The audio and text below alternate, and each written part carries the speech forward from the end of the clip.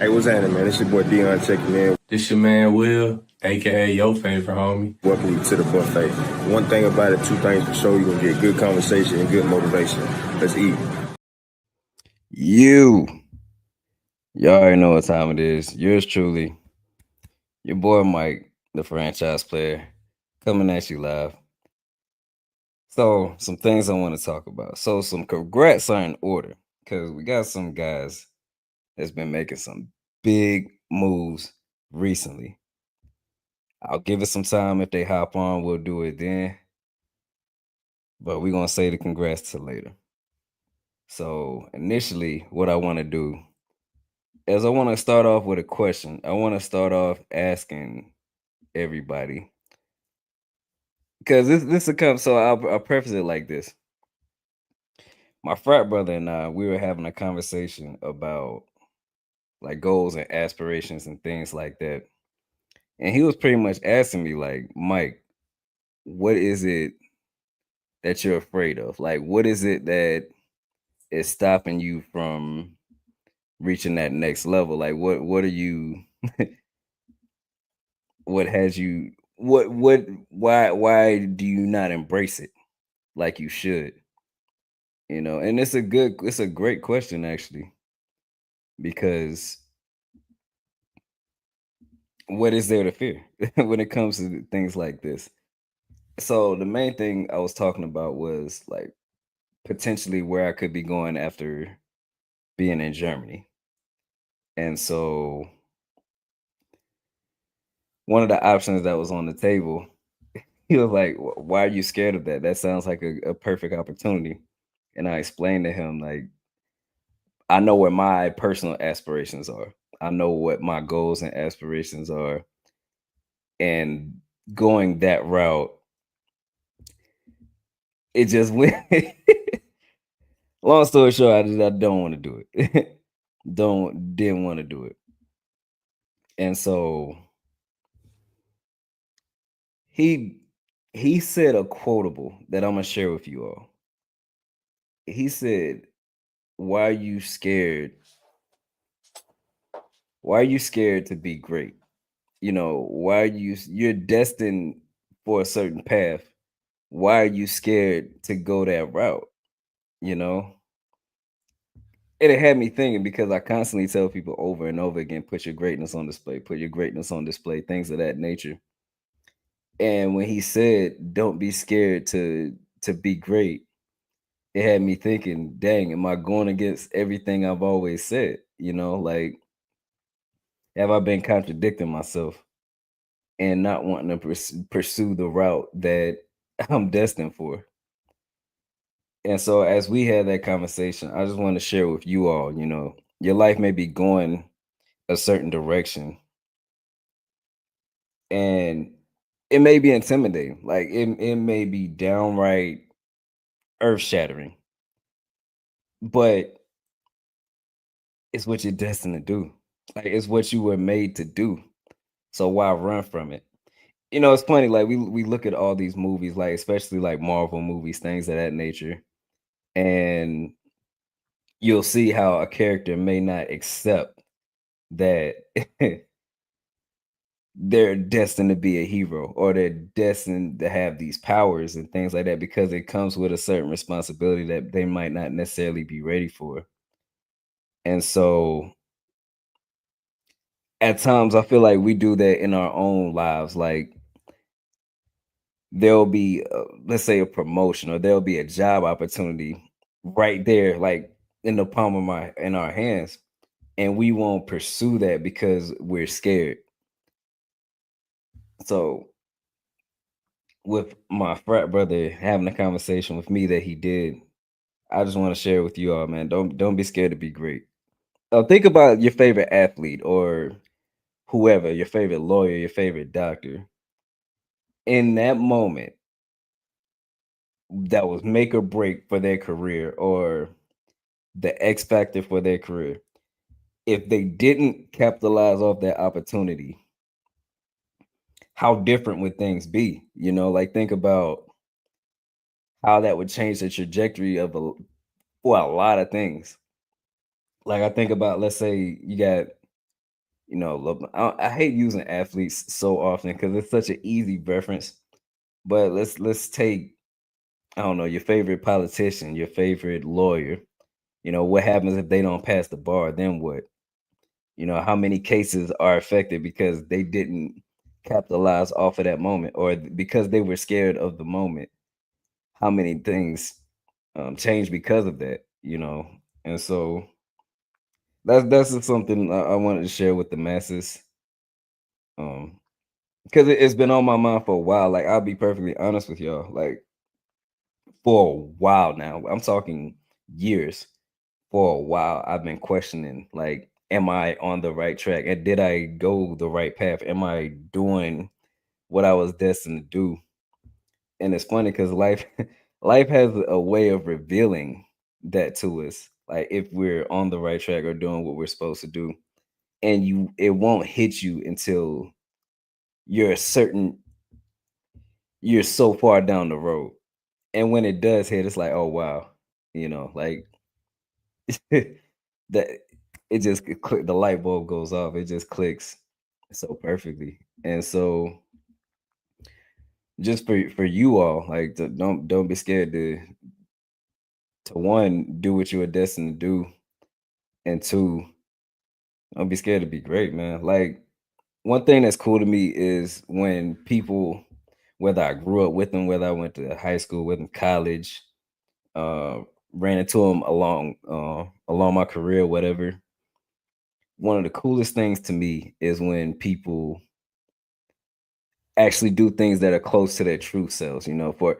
For example, I'll use myself for example. Like, it's one thing, and I do a lot of things, so it depends on what capacity you met me in. But let's say you met me on the job, but you so happen, yeah, I just hit my laptop. Let's say you may have met me at work, but then you see me coaching the drum line, or you see me doing this, doing a podcast or something along those lines. It's like, oh wow, I didn't know he does. I didn't know he does this, or I didn't know ABCDXYZ. But little do you know, the stuff outside of the work, outside of the military, may be closer to my true self than the actual work I do. Now, there are certain people, they are in the career field that they were destined to, like, all their lives. They were just made for whatever it is they're doing, made for that occupation, made for that job, made for that sport, what have you. Some people are just destined for that, and that's cool. But there are other people. eh, There are other people whose occupation doesn't necessarily fall in line with what it is their true purpose is, what it is, like, you get a reflection of their true self, if that makes sense. So it's always cool when I see, all right, for example, the gentleman who I helped with the drum line, he is a born musician. I can tell from the first time I met him, I'm like, yo, this dude is the definition of a musician. Everything about him, how he carries himself, his goals, his aspirations, he is 1000% a musician.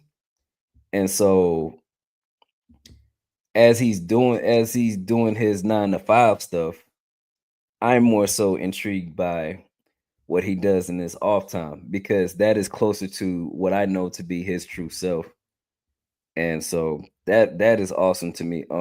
I know there are a couple people I was in the band with who have gone on to do things outside of like band things. For example, Taji, the Black Onion. I have plenty of shirts by her.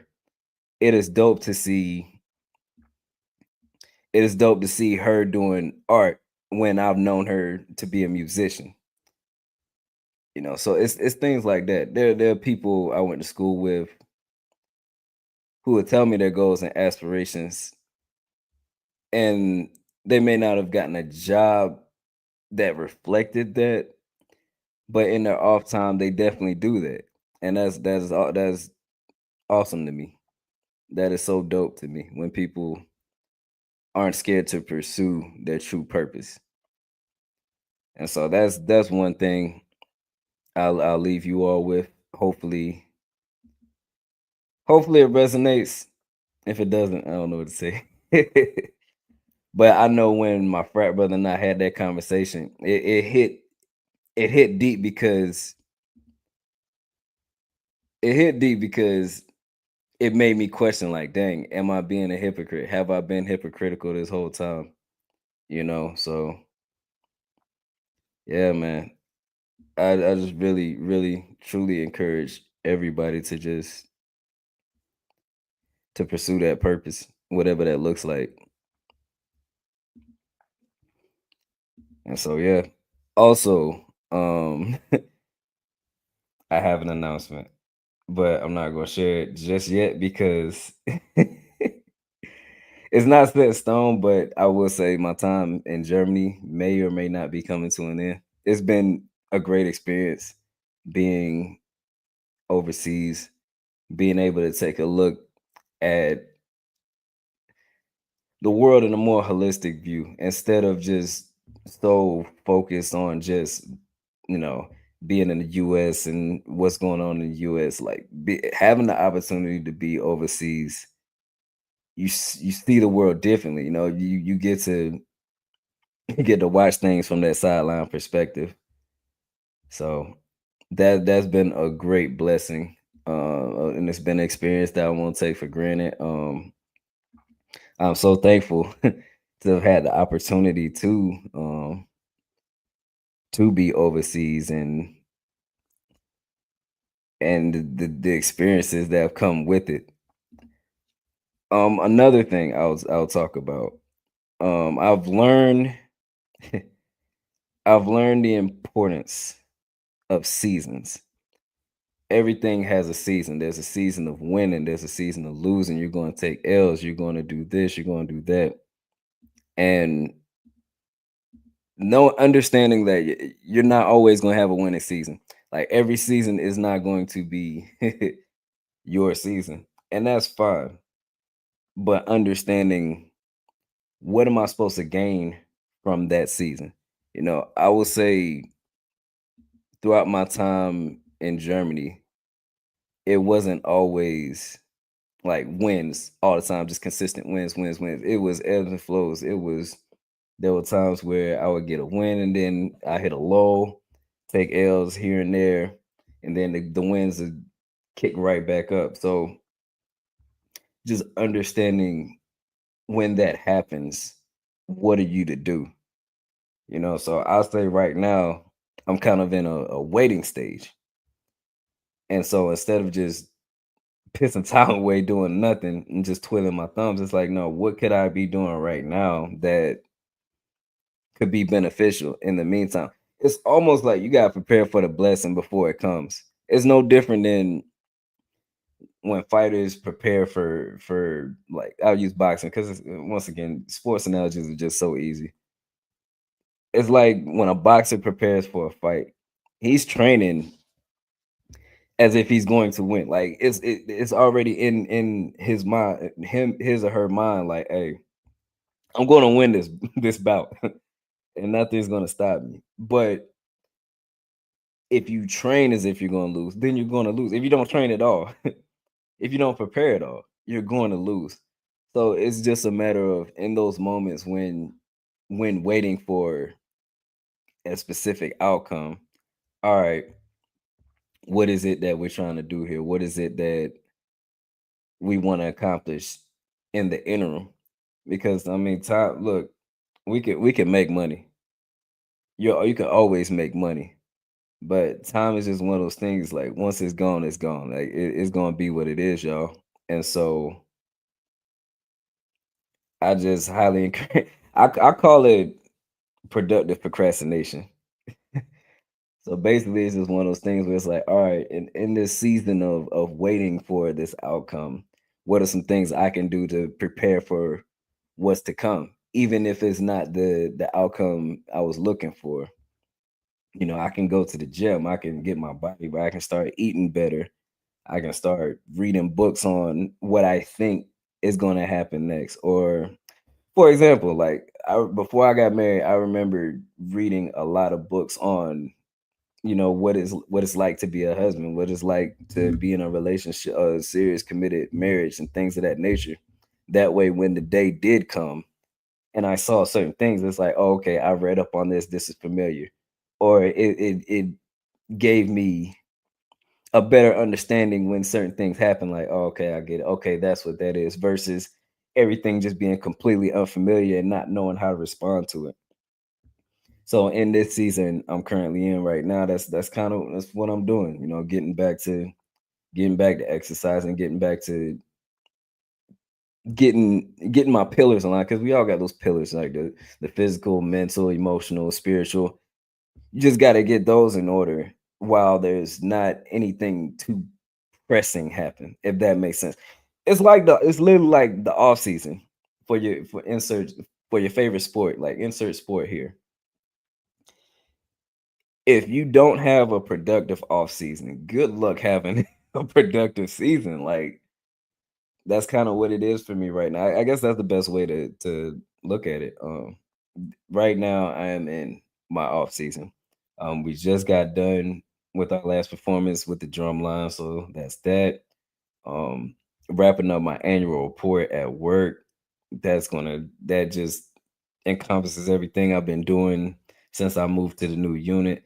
So like a lot of things are coming to its endpoint, and it's like, all right, while things are while understanding things are finite, what can I do to prepare for what that next step looks like?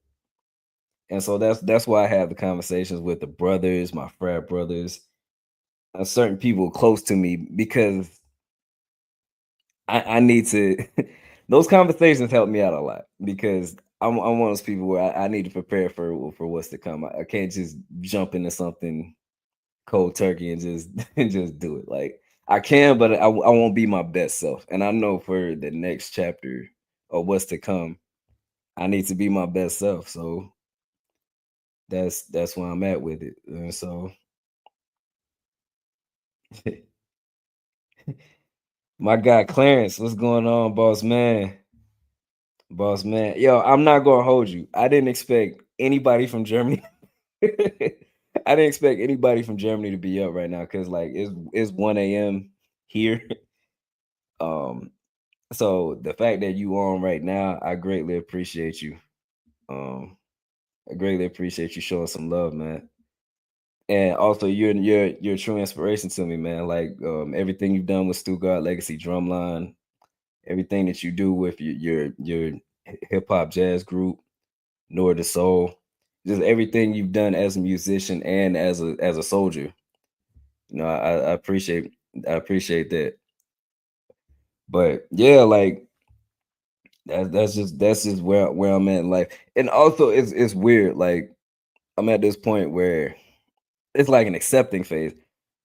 Like before, I was always one of those people where like I'd have a plan for all right, at this point I'm gonna do this, then this is gonna happen, and this is gonna happen, and this is gonna happen. But now as I get older, it's one of those things where it's like you go from wanting to plan every step to just preparing for every step, if that makes sense. Like, all right, if things go this way, then I'll do this. If things it's once again the boxing analogy. Like every Mike Tyson said it best, man. Everybody got a strategy till they get hit. So it's just a matter of all right, if things go this direction, are you prepared for that?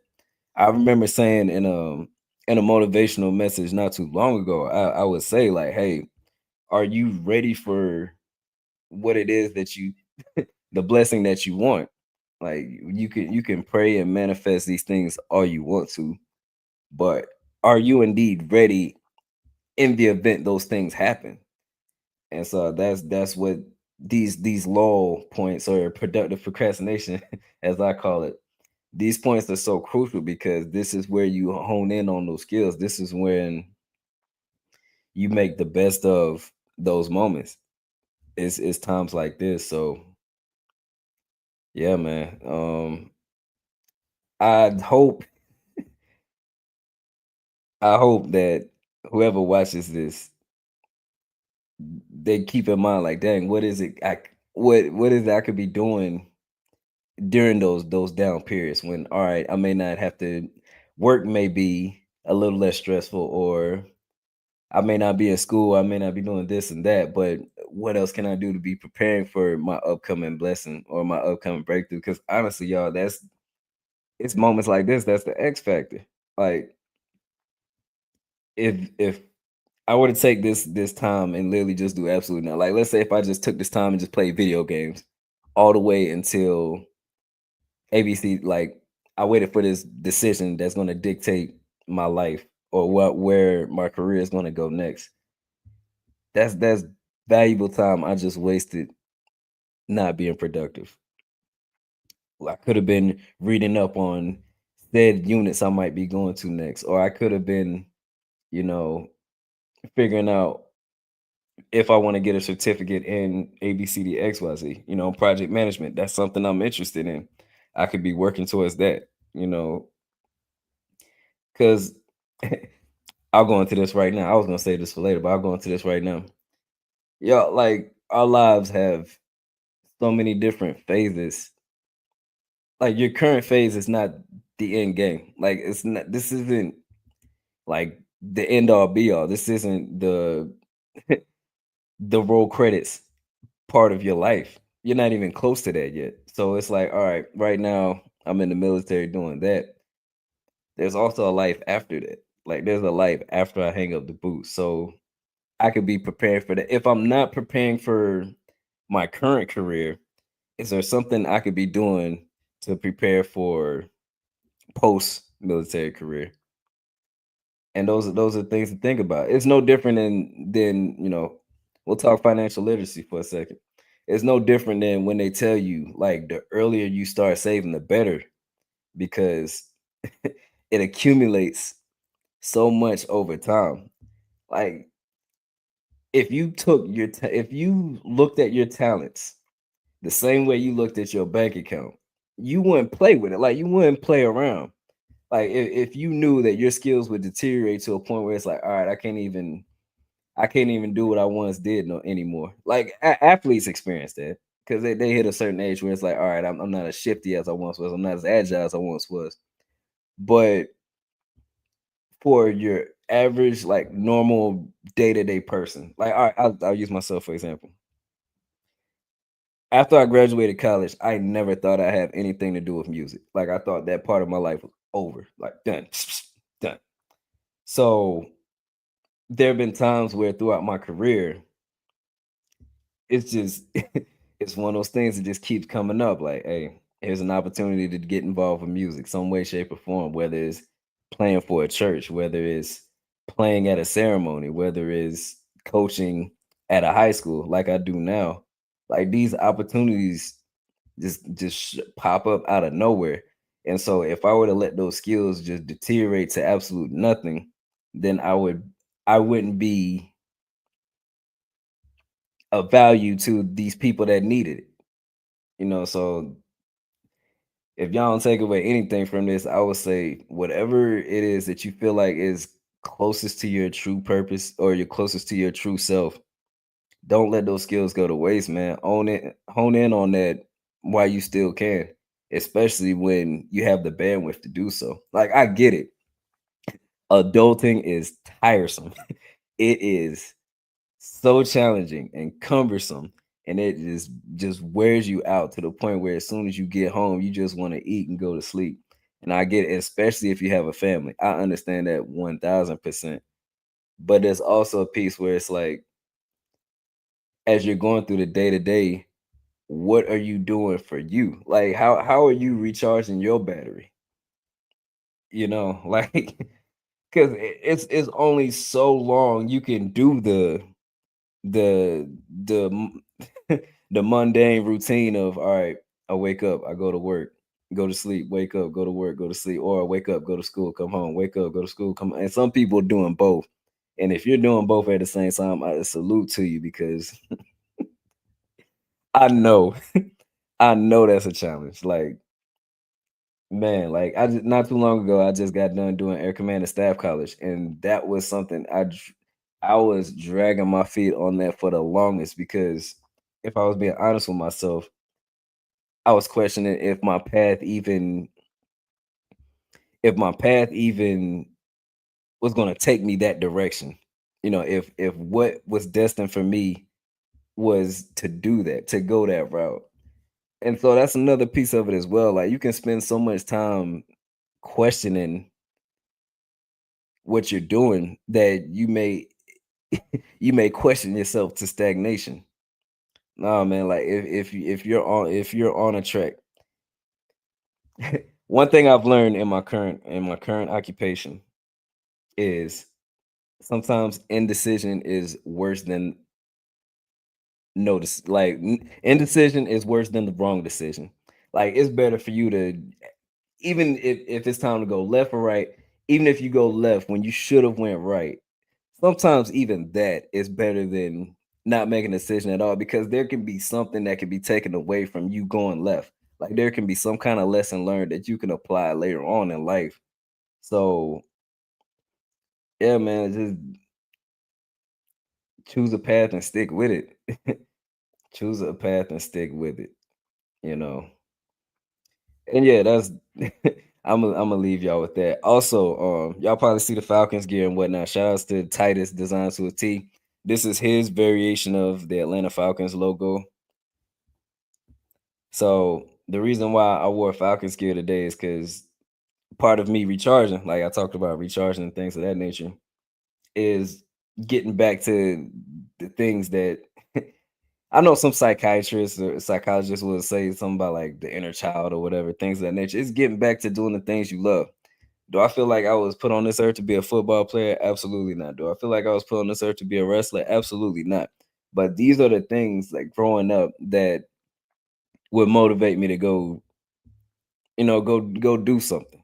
Would motivate me like editing videos. Like to me, right now, it could be one, two, three. It could be any hour in the day, and I will wake up out of my sleep, or I will stop doing something to go edit a video because I enjoy the process of edit video production. So it's just certain things like sports, wrestling, music, where it speaks to my inner child. Like it takes me back to a place where, yo, it feels like home. It feels like this is where I'm supposed to be.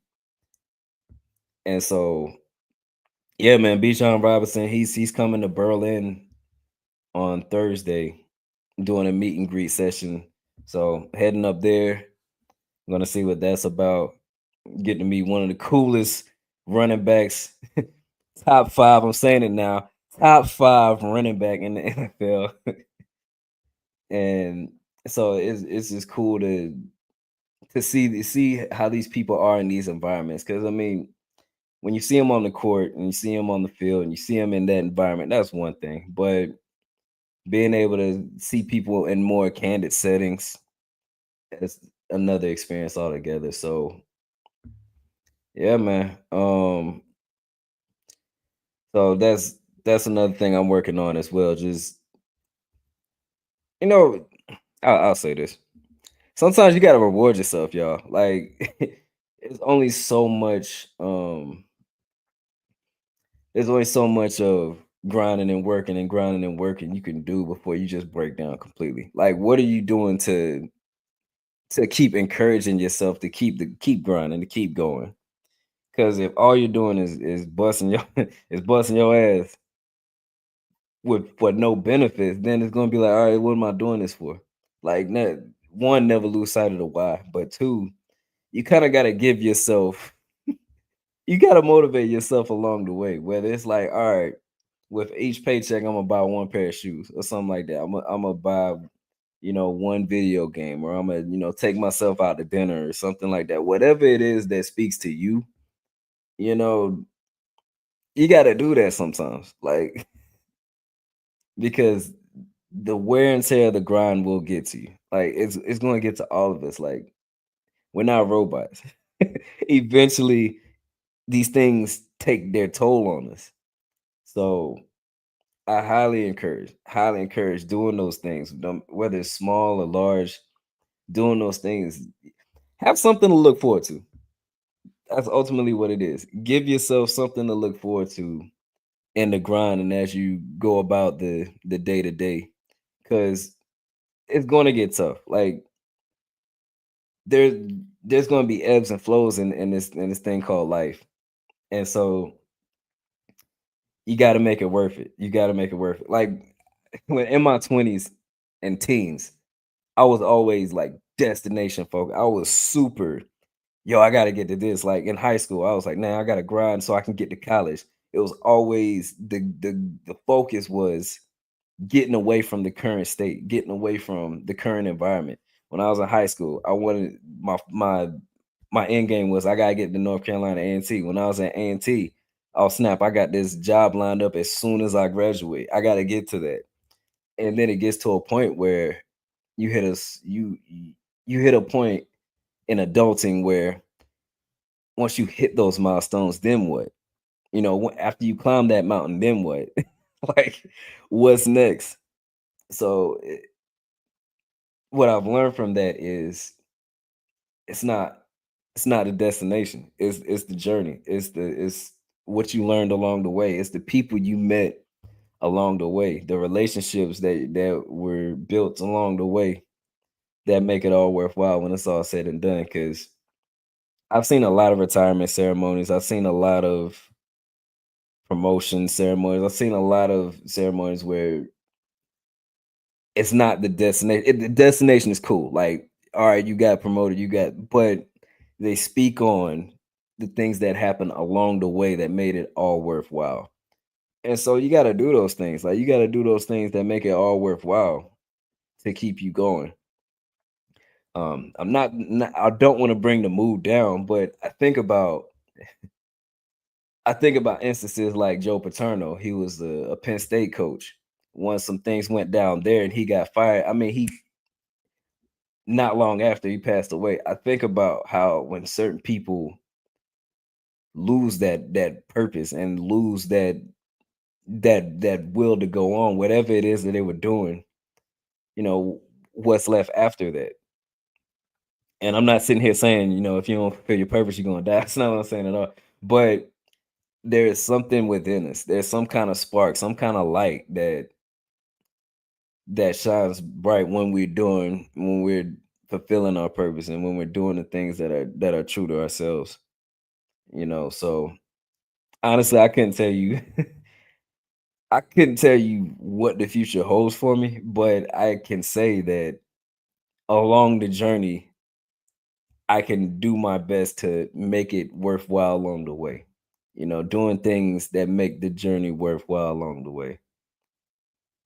If you would have asked me, 10 years from now, where do you see yourself? Man, r- hopefully retiring and getting paid to speak. Like when it's all said and done, once these boots are hung up, and when it's all said and done, I hope that with this exact same squad right here, the buffet and plenty others, more than just the original six that you see on the pitches and whatnot, but many others along the way. Like I would love to see us come together and like put on some kind of convention or tour together. Like, you know what? I'll go ahead. I'll manifest it right now. One thing I would love to do is the very first tour the buffet does as a collective is an HBCU tour. Like literally just going to different colleges and just sharing our experiences and talking to them about things like, hey, I wish I would have known this when I was your age because I would have done things a little bit differently. I would love to talk to them first because honestly, that's where the energy is at. Like if you think about how much energy you have now, and it all depends on what age you are when you're looking at this video. I don't know I don't know the age of everybody who's going to come across this video, but I can say, just speaking for myself, the energy I had when I was in college versus the energy I have now is completely different. And so those would be the people I talk to first. Those, and then I want to start venturing out and talking to um, adults that are a little bit older, the ones that are coming out of college, or whether they went to college or not, like folks that are in that early to mid 20s range, and then branch out from there. Start expanding the audiences, both older and younger. Start talking to high school students as well as people in their 30s and whatnot. Like that would be the goal for me. Like that would be ideal. Like a decade from now. Because what that, we're talking 2035. Yeah, so that's if I'm still in by then, that means something amazing happened. I must be doing pretty freaking spectacular. But in the event that I am retired at that moment, like that's something I would look forward to doing is setting up a tour with the fellas, with my brothers, and just helping others. Like ultimately, in the grand scheme of things, man, I just want to help people. Like when in whatever capacity that looks like, I just want to help people. Um, like when I was referring to Coach Clarence earlier, he asked me, wherever I go next, am I going to coach a drum line or start a drum line there? And I was like, no, because I feel like what I did this assignment, it was tailor made. It was almost heaven sent that situation, the way it played out. Like I never had aspirations to coach a drum line until I got out here and I saw the potential that these students had, and it was ultimately the vision of the coach that led me to want to volunteer. So unless I go to another spot, another location, and the same thing happens, like it wasn't something I looked for. It was something that once I saw it, it's like, oh yeah, there's something here. I will gladly lend whatever support I can to this. So yeah, man, just you just never know what opportunities are right around the corner. And I get it because like I remember folks used to be like, never say never. That's my cousin Devin, y'all. Hey, cuzzo, I'ma see you soon. I'm seeing you soon. This summer, we're linking up. We're making things happen. My cousin, speaking of Devin, Devin and I went to A&T around the same time back in 2011. I was a senior, he was a freshman. And so it was dope to see him coming to his own. And it's even more spectacular to see the man he's becoming today and man he's growing into today. So Devin, salute to you and your grind and everything that you're doing. I see the work you're doing with the cameras, the videos, the photography. Salute on your new kid, your new dog. Salute. Yeah, man, dogs are amazing. Mine is literally sleeping right next right next to my foot. It's like way past her bedtime. It's like 1:30 over here. But man, I love everything you're doing, Devin. Keep it up. And it's stuff like that. See, perfect example. Like Devin went to A&T for one thing, but he soon found talent. He soon found his niche in other things like photography, like weightlifting, like so many other things. Constantly reading books on how to get better. Like that's what I'm talking about right there. Productive procrastination at its finest. Like when one season ends in his off season, he's already all right. Let's see how I can get better at the next thing. And I'm sure that we've all come across people like they're just great at whatever they put their mind to. Like whatever they set their mind to do, they're gonna do it. Like for example, Harvey, an assistant drumline coach at A&T. I remember when being at A&T, and I knew he was nice at drumming, but getting to know him, like yo, whatever this dude sets out to do, he's gonna be nice with it. Whether it was playing FIFA, whether it on the PlayStation, whether it was learning graphic design work, like whatever he set his mind to do, he did it. Like and it wasn't just I'm a do it. I'm gonna do it at a very high level. So it's people like that where you sit back and just learn the tendencies and take notes and be like, all right, this is how you become great. It's though that discipline and dedication to the craft where it's like they're you can tell when somebody's going you can tell when somebody's going places. Like you can just tell by the mannerisms and their tendencies, like, all right, this person's going to be great. And so Devin exhibits those qualities, and it's dope to see, especially being not even just being his cousin, but just as a fellow Aggie. it is amazing to see. But yeah, that's ultimately all I have. Some congratulations are in order. So my boy Will, my boy Will recently um got engaged, proposed to his fiance. So salutes to Will and the fam. Brother Peoples, Motivational Zay, also recently proposed. So huge congrats to those two as they take that next step in their relationship, in their personal lives. Um, I could save this speech for later, but I'll go ahead and share it now. Like I've always I've always thought like there's like three huge investments in life is where you get your education,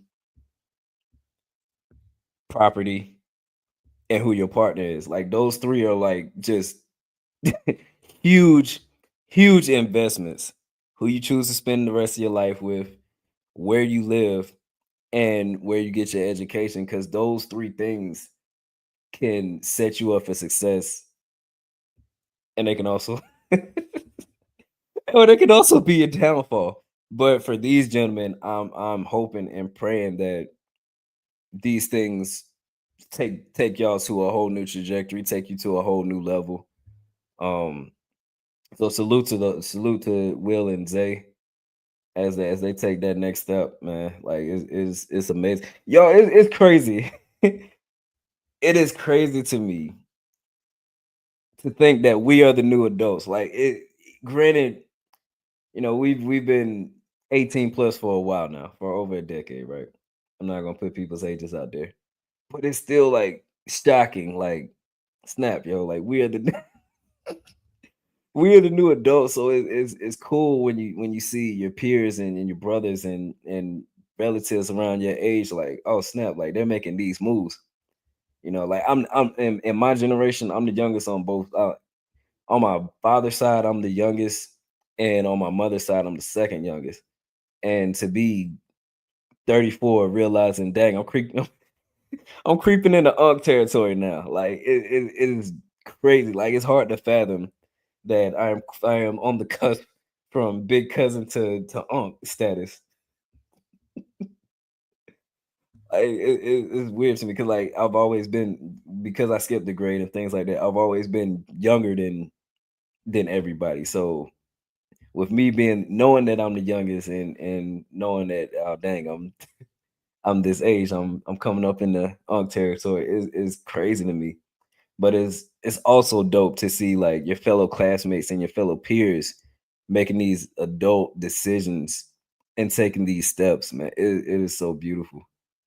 So even like people, even like high school classmates, college classmates, like even if we didn't like really know each other, like if I saw you in passing, things like that, just off the strength that I know that we walk similar, we come from similar walks of life, man. I'm gonna root for you all day, like all day. I wish you well. You know, it's- I'll say that for a later day. No, I'm gonna say it now. I don't see how you can look at somebody who comes from where you come from and has similar experiences as you and not want them to succeed. Like it's hard for me to grasp that concept. Like there's no way I can look at somebody who comes from any kind of experiences I've been through and be like, I hope they fail. Like I don't wish them success. Like it would literally have to take them like legit personally doing something to sabotage me, or me knowing like, all right, this person doesn't wish me. And even if they don't wish me well, like, all right, cool, that's on you. Like I'm not gonna how can I say this nicely? I'm not gonna ruin what's destined for me trying to bring someone else down, if that makes sense. Like it's one of those things where even if I knew somebody had beef with me or somebody had a situation with me, I would never address it publicly because I don't want to give that light and I don't want to put that negativity on people. Like we can handle that stuff offline, have a conversation offline, or you just go your way, I go mine. Like I just won't speak on you. Like you do your thing, I do mine. Like as long as As long as you're not hindering my success or what's for me, hey, go do you, man. Like there's no reason to wish ill on people that have done absolutely nothing to you. That kind of stuff will never make sense to me. But yeah, man, like don't be scared to bask in your greatness. Don't be scared to dive into that path that sets you up for what you're destined to become and be great, y'all. Like this journey is shorter than we think, man. Like it's shorter than we think. So you gotta capitalize when you can. Not if, when you can, because there are gonna be moments. Like those opportunities are gonna come. It's just a matter of will you be prepared for it or not. And so in those what I like to call the off season, where I'm practicing productive procrastination, that's prime time. That's the perfect time to get ready for it, you know. So yeah, I'll end on that note. I appreciate everybody who hopped on, anybody who's watching this video, anybody who catches this video even later. You know, I appreciate everybody that takes the opportunity to watch the content we put out because man, we're just getting started. Like, granted, we've been going for a while, but we really about to kick things back up, and this is about to start becoming a regular thing. You know, I think the story that my brothers and I have to tell is worth sharing with the world, and especially if it can motivate others to go do great things, man. Definitely here for it, 1000%. So that's what it's all about at the end of the day, man. Just putting the good vibes and energy out there in the world and feeding into the future. Because let's face it, like we either gonna do one or two things. You're either gonna do one or two things in this world. Either you passing the torch or you running with it. And so, oh snap! Guess who we got in the building? Guess who we got in the building? D, D, bruh. Every time, every time I'm about to end it, you pop up. Your timing is impeccable. Your timing is impeccable. Cause like, bruh, like I literally just got done talking about you and Will taking that next step. So now I will give you your flowers to your face. Congratulations on your recent engagement, proposing to the future Miss Motivational, Mrs. Motivational. You know, so yeah, go ahead, boss. Yeah, I done joined the ranks. Yes, sir, I'm in there. bruh. So I'll Bad. ask you this: now that you're here, what Okay. were you feeling leading up to it? Because I know you, but I hmm need the world to hear like what was going through your mind. What was your thought process as you was making it happen? Like as you were Uh, you know, to be honest with you, I was nervous. yeah, Because I w- I'm pretty sure you went through the same thing. You would just want that moment to be perfect. You know. absolutely, Yeah. You know, this is the one time. Like there is no do overs. yeah, after yeah, after you do it one time. So the pressure was kind of on me. Uh, and the thing was, all the way until that moment, you know, I was still like, okay, my heart was racing still, trying hmm to make sure the moment is perfect, making sure she don't know what's going on, making yeah, sure that everything is going on behind the scenes, and um, making sure that I don't forget my words, what I'm gonna say, you yeah, know. yeah, that part I felt like Patty LaBelle. I must have rehearsed my a thousand line. times until I had them memorized. Memorize. Come on, you know the word. You Come know on, man. Come on, man.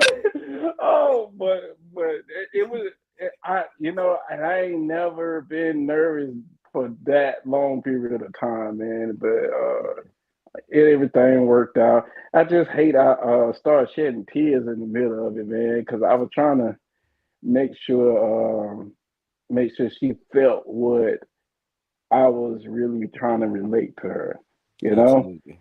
because words can open the door, but it takes another thing to actually put into action about what you say, you know, Absolutely. and and what I really wanted to do was convey to her that I'm not just all about talk. I have shown you all these things that led up to this moment, and that's what really I was just trying to hit home is this is something I already knew. Yeah, so absolutely. yeah, so to answer your question, I was nervous. Bruh. Like real bad, nervous. My God. Is that the It came same? out great. It came out great, bro. Yeah, 1,000%, bro. So like, I'm not gonna hold you. Yours, the way your proposal came out, it looked well thought out, like intentional, Mm-hmm. well planned, well executed, Mm-hmm. bruh. I was running the no huddle offense the whole time, bruh. The no huddle, man, because like originally I was gonna do it on Christmas, and then some things happened. I was like, no, that's too cliche. So Mm-hmm. then when I once again call a play on the fly, it's like, all right, when is the right time? What is it now? No, wait, is it now? Is it now? So then finally, because mind you, so all right, I'll tell the story. I was trying not to tell the story, but Go I'll go ahead, ahead. you gotta give it. So basically, we went to Lion King on Broadway in New York, and once I pivoted from doing it Christmas Day to all right, we'll do it. I'll do it in New York. It was like, all right, when do I do it? Is it like immediately after the show is over, like right there in front of the crowd, or later? And so as we were going to get food after the fact, it's like, all right, when is the right time? When is the right time? And so literally it was the double dutch thing. Like when you sitting there, you rocking back and forth, waiting for the right time to jump in. Like Yep. that's how it felt the whole evening. Like, all right, when's the right time? All right, is it now? Is it now? No, wait, no, no. Yeah. So then finally, when and of course it always helps after they eat. Like, and, Yeah. food. Something about Yeah. food just makes things easier to. It makes challenging things a little bit more easy. But no, I just remember like as she was eating, like, all right, the next time the waiter comes by, I'm gonna pass on my phone and then I'm gonna do it. And then like rehearsing, like you were talking about, like rehearsing the line in your mind, like, all right, I'm gonna say this. No, I think I'm gonna say this. All right, how can I make it more personal? No, I'm gonna say this something witty. And of course, us, like we thinkers out here, Yeah, we should be real strategic, like. just look here, cerebral. Yeah. So it's just a matter of, all right, am I choosing the right words? Is this going to resonate with her the way I wanted to? Things of that nature. So 1,000%, the nervousness is definitely there. And honestly, it's weird because once it starts, it Yeah. almost feels like you're on autopilot. Like Yep. it's the second you say the first word, it's almost Yeah. like you have an out of body experience where it's like, okay. And then finally, one knee ring comes out. So Mm-hmm. Yep. you really don't come to until they say yay or nay. Yeah. Everything else is kind of like you're in a trance, like you're Yep. Yep. I agree. yeah, I felt all that because yes sir. it you're exactly right. Like as you can see from the video, I was shedding tears and I was Yeah, trying to hold them back, and it almost like I didn't come to until she said yes, and I was like, okay, come here. yeah. Bring it in. Bring it in. Bring it in. It really was. I was like, oh, okay, it's over with now. Yes, sir. It's such a weight Yeah, lifted off your shoulder. Oh my yeah, gosh. it Okay. really was. It really was. And then like the camera girl was the camera woman, she was crying and everything. I was like, my goodness, what did I say? Yes, sir. Hit them bars, man. And Zay dropped them bars on her, man. Oh my goodness! Yes, But sir. a lot. I had a lot of people that told me I was dropping nuggets even in my proposal. I was like, I don't think so, but it is what it Yeah, hey, is. it is what it is. Yeah, but it was a moment that we captured and that we could always play it back. So I wanted to make sure we get that because you know my thing is I like making memories. Sometimes in the near future, when them Facebook memories pop up, and we like, dang, I did say that, or I did do that, or did that, Mhm. you know. So that's one of the things I wanted to just go ahead and nip it in the bud and record the whole moment. Absolutely, absolutely. And it was beautifully captured, man. Like Appreciate that. you did a phenomenal job. Phenomenal I, job. I appreciate that. I appreciate that. I really do.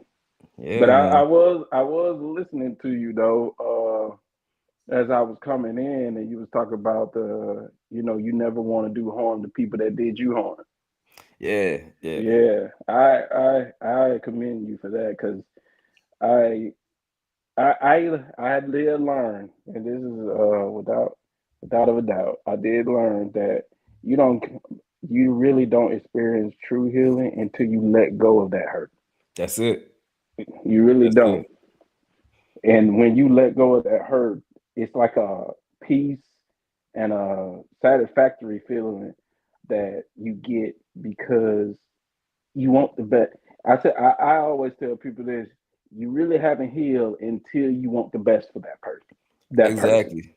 You really, Exactly. if you can't sit up there and be in the same room and still be like, you know what, you did me wrong, but I still want the best for you. Mm, That's true forgiveness. If you holding on to that grudge or whatever have you, then you're gonna be forever dragging dead weight behind you. They're gonna slow you down. absolutely. Now, see, I'm So, not there yet though. I huh? can't be in the same room with there's some people I can't be in Man, the same room with, let but me tell I you. Let me tell you. but I will Let me wish tell them well you. though. Just Let get me the tell hell on. you. When I kid you not, man. Some of the things that I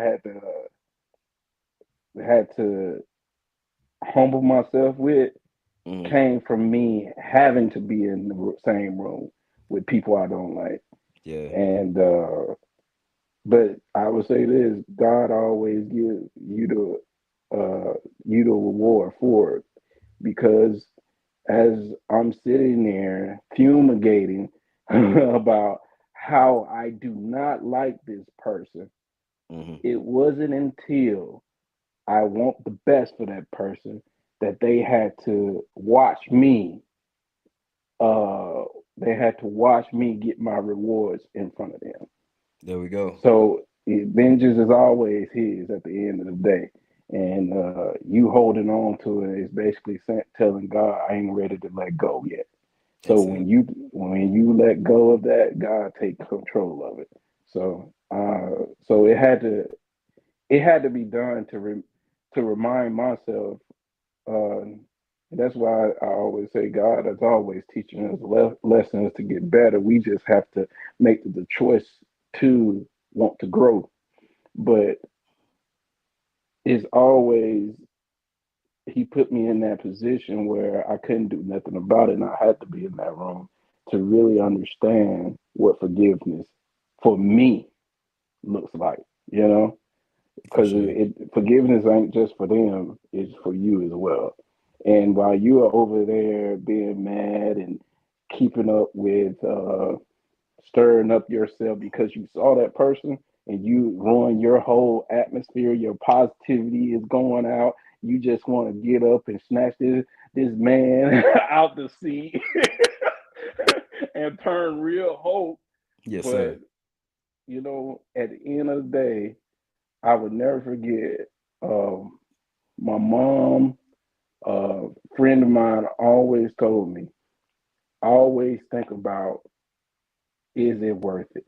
Is it worth losing your character? Is it worth losing your reputation? Is it worth losing everything you got to react for that temporary moment?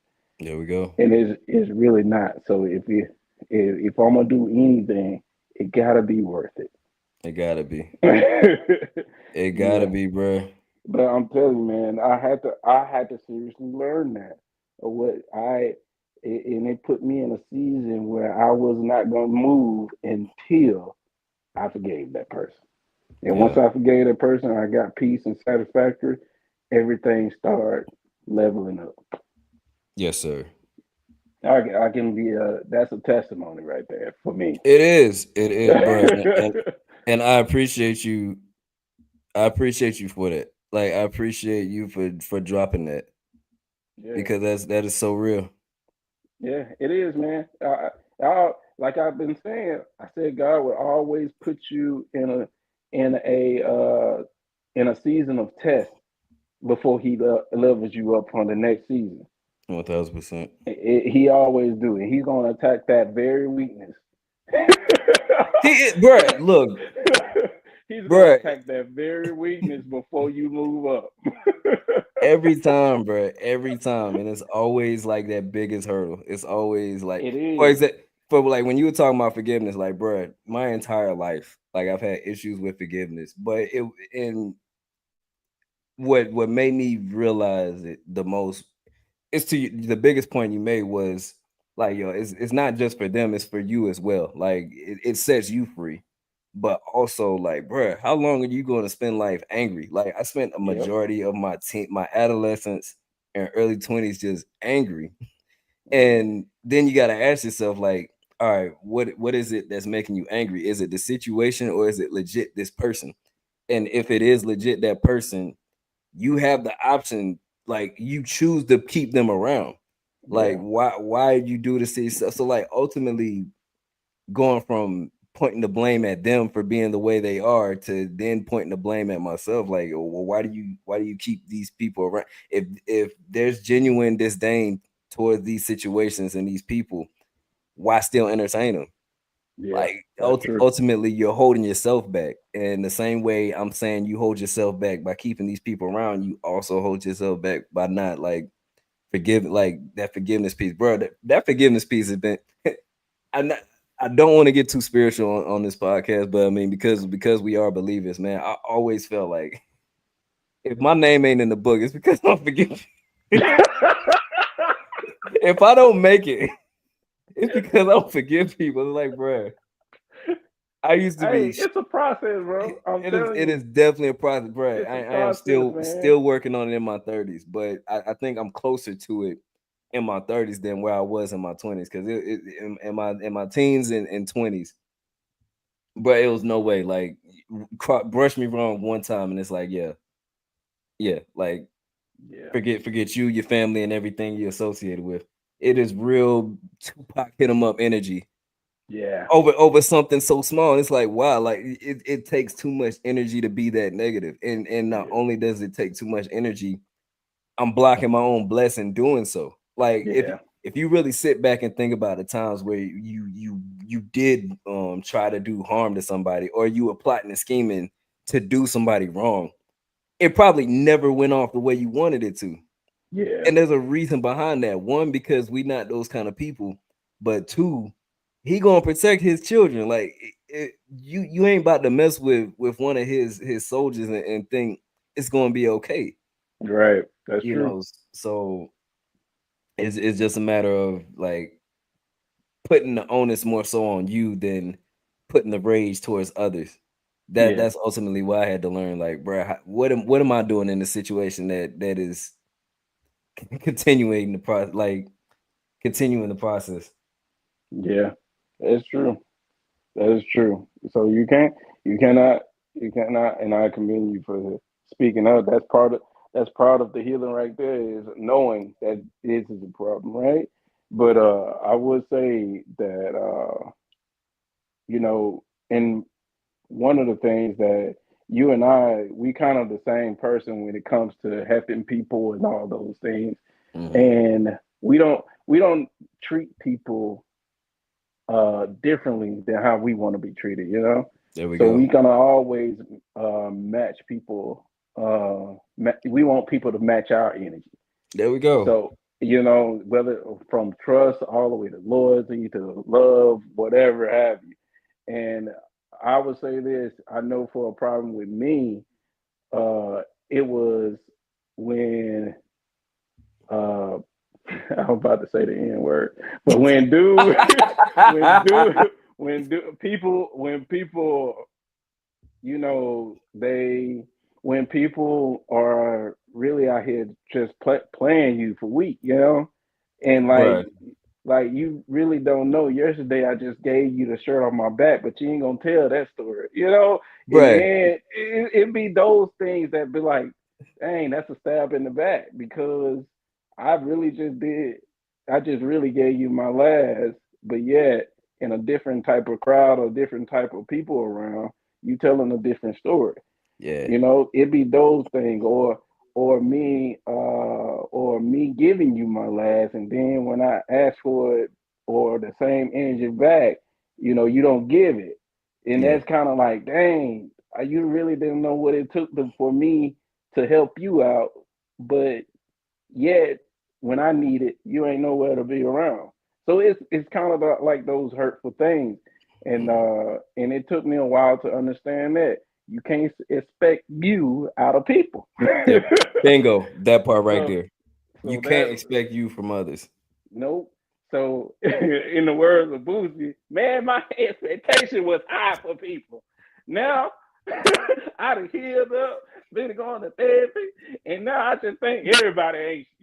Everybody ain't, but you hit on something. You hit on the main thing that triggers me. Like the main thing is you thought it was sweet over here. Like why me of all people? Why try me of all people when I don't buy like I've been nothing but good to you? Why try me? Like it's the thing of feeling like they're taking your kindness for weakness that really sets me off. Like Yeah. that part is frustrating. You know what, bro? I'm gonna tell you like this. It it's because you're anointed to do things, bro. And when people see you working in your anointing, and when people see that you're working in your purpose, and you're being successful at it and everything, a lot of people are gonna see what they can do to get you out of character, to really go go with their lies that they're telling you about, you know, Yeah, what they saying about you. yeah, So I had to learn this as well, is when you're doing the right thing, Satan is always going to try to attack you in different areas of your life, 1000%. because as you're moving towards your real purpose and moving towards what God wants you to do. And I know I'm getting very spiritual on here, Mhm. but as you moving forward to what God wants you to do, you're moving forward to his purpose for your life, how you are impacting people, how you being interactive with people. There's gonna be a lot of tests along the way. That's why Denzel said you cannot pray for the rain and not deal with the mud. There we You go. gotta, whether this thing blow up, where you be like little Castanet, be like millions of views and everything else, or what it is, in my opinion, you just need that one yes. But when you get that 1 million views and everything, then you got to deal with the people that come along the way. Exactly. On one spectrum, you could be motivation, inspirational, and doing great things. And then on the other side of the spectrum, you got haters, people that are gonna be trying to dig ditches to try to stunt your growth and keep you from not doing this. Don't let them. 1000%. No, you're Yeah, spot on. You're spot yeah, on. Like, bro, as you were saying that, and see, this is why I love watching wrestling because there's baby faces and there's heels. Like everybody has a bad guy and a good guy. Yeah. Some people don't fall into either category. They just go out there and do their thing. But in the eyes of the viewer, depending on who you ask, they will say, "Hey, he's a good guy or a bad guy." And once I realized, like, even if you have the best intentions, in some people's eyes, you're going to be a heel. Like, you're going to be a bad guy. No matter what you do, you can have the best intentions. You can wish them well. You can, but they just have it in their mind, like, bro, you are a heel. You're a bad guy. Yep. And that's fine. That's Like, true. accepting that is paramount, because I hate to say this. Actually, I'll be vulnerable. There are plenty of times, and because y'all, you know how much I hate that word. There are plenty of times I can reflect on in life where I've literally just given so much energy, time, and effort and assets towards certain things, and it just went nowhere. It didn't move the needle at all. And it just gets to a point where you reflect on it, and it's like, well, dang, here I am left with nothing.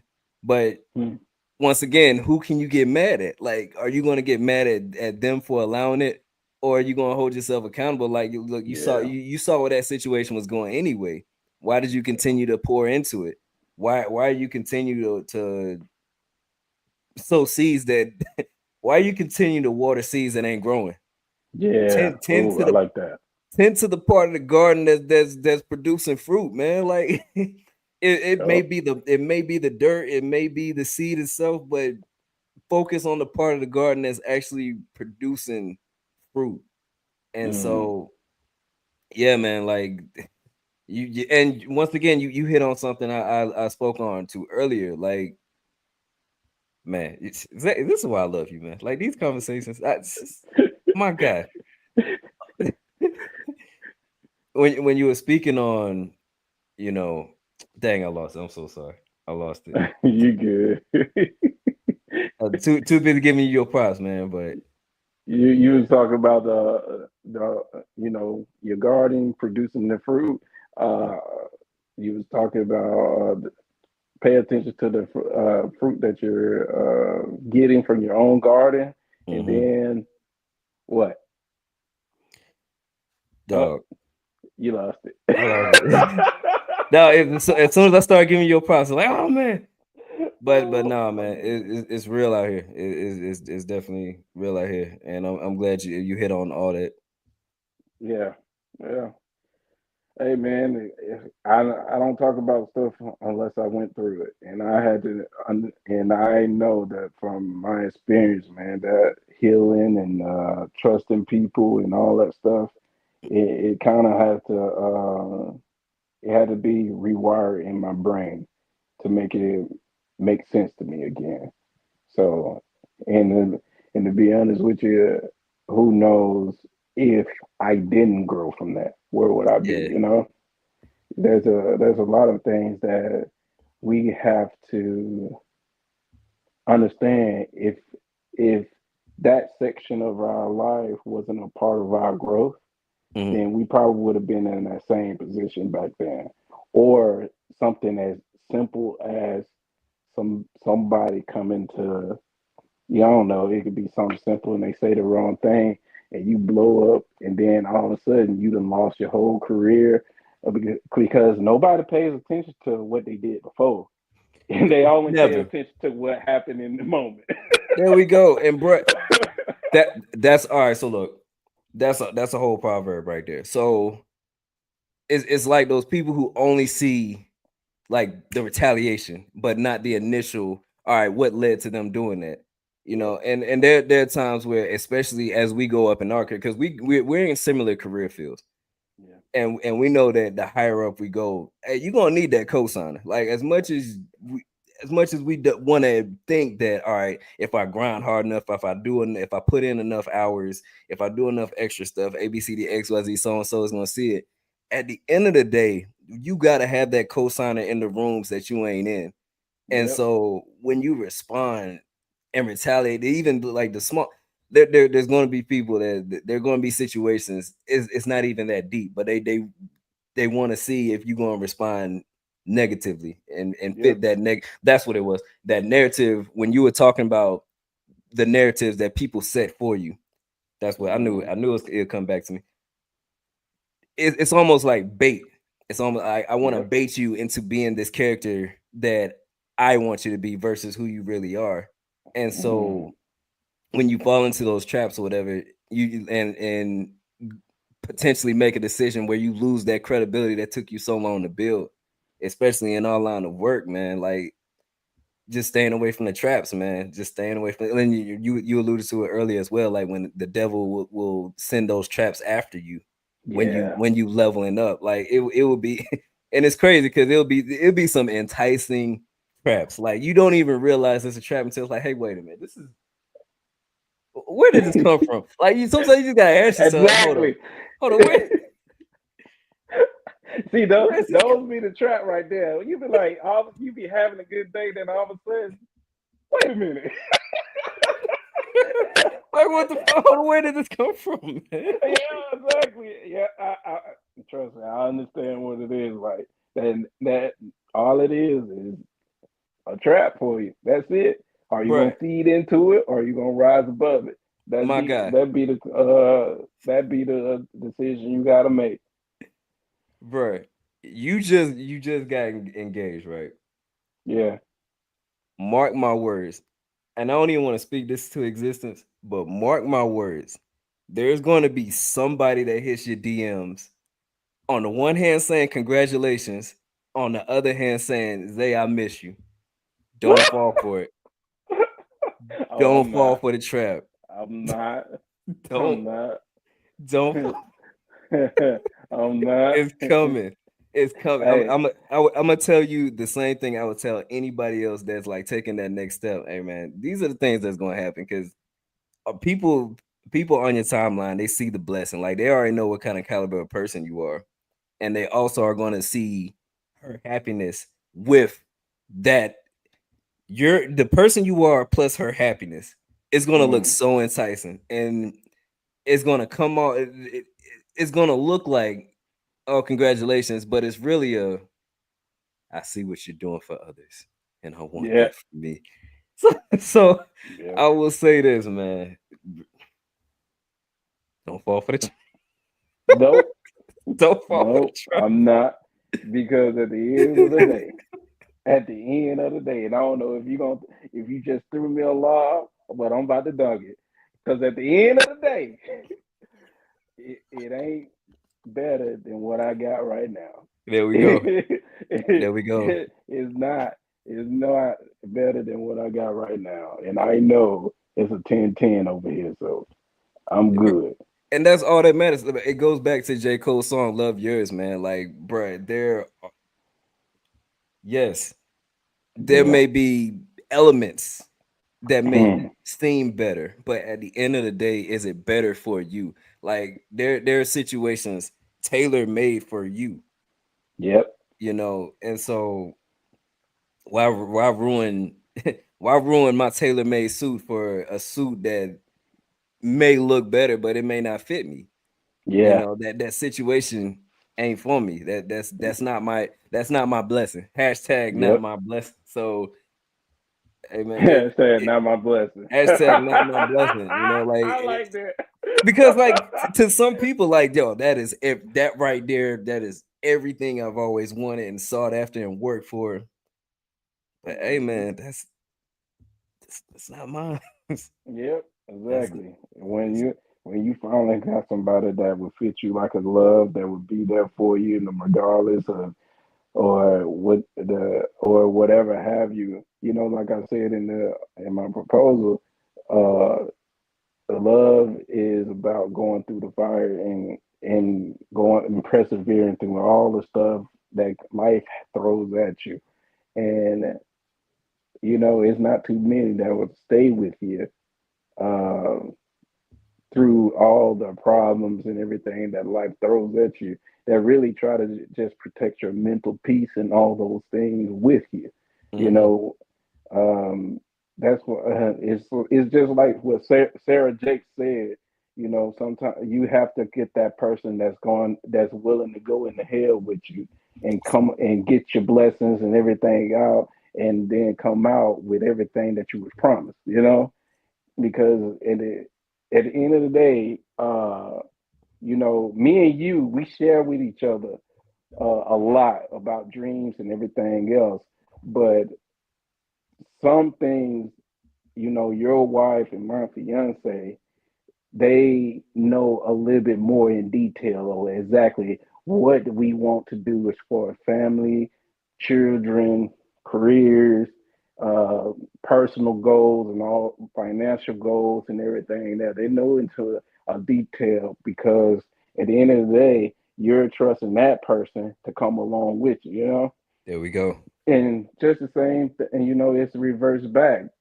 We're supposed to help each other, grind with each other to make sure that we're both, achieving our dreams. Like, like, like for me, she was getting her PhD, and I knew absolutely nothing about nursing or health, health administration, and all that kind of Yeah. stuff. But the one thing I could do though is read that doggone dissertation and say why, ask questions about why That why part. this policy is not meeting up with this. That part. Bruh. Exactly. Exactly.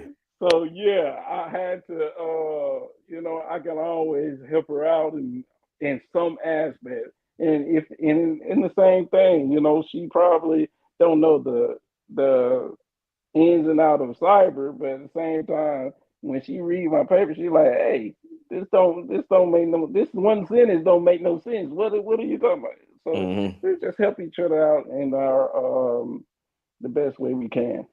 Absolutely. And that's what makes y'all more dangerous, man. Like, cause if you got somebody that's a carbon copy of you, then that means whatever blind spots you have, they'll have as well. So Yeah, you cover that more makes sense. ground. Woo! Hey. You did that. You did that. You Right. did that carbon copy. I like that. Bruh, like you can't it's only as much as we say, oh yeah, that's my twin, that's my clone or whatever, bro. You really don't want to clone yourself because that means every flaw you have, they have, and Yeah. everything that you don't see, they don't see either.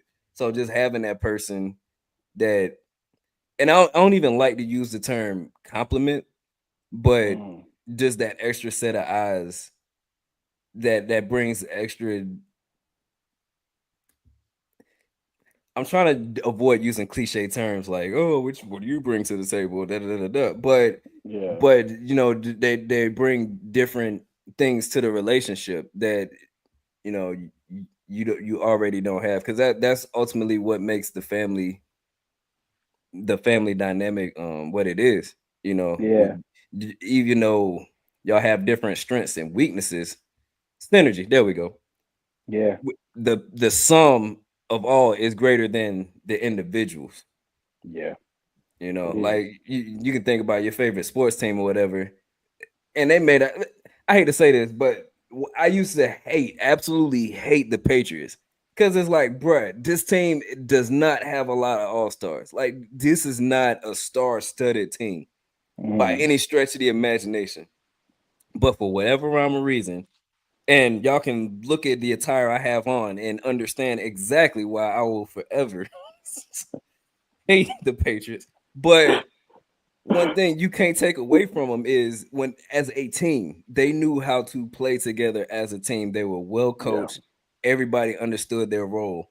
When the Lakers, that one year where they had like Gary Payton and Karl Malone and all them, and they still lost to the Pistons or whatever. Bro, the Mm. Pistons did not have better play in the opinion of Mike Ward here. So disclaimer: anything that Mike Ward says is the opinion of Mike Ward and solely Mike Ward. So for those who want to get their Stephen A. Smith on Shannon, just scalp. Like, look, we had that debate later, but what the point I'm trying to make is, like, when you, as a team, as a unit, when both parties understand their roles and everybody brings their strengths to the table and know how to mask each other's weaknesses, bro, that's what's gonna make y'all dangerous as hell. Like, you can't beat that. Yeah. You can't beat that, especially the challenges that life's going to throw at you. Like especially this journey, like talking about marriage, like there's going to be just the circle of life. Like there's just Yeah. going to be things that happen.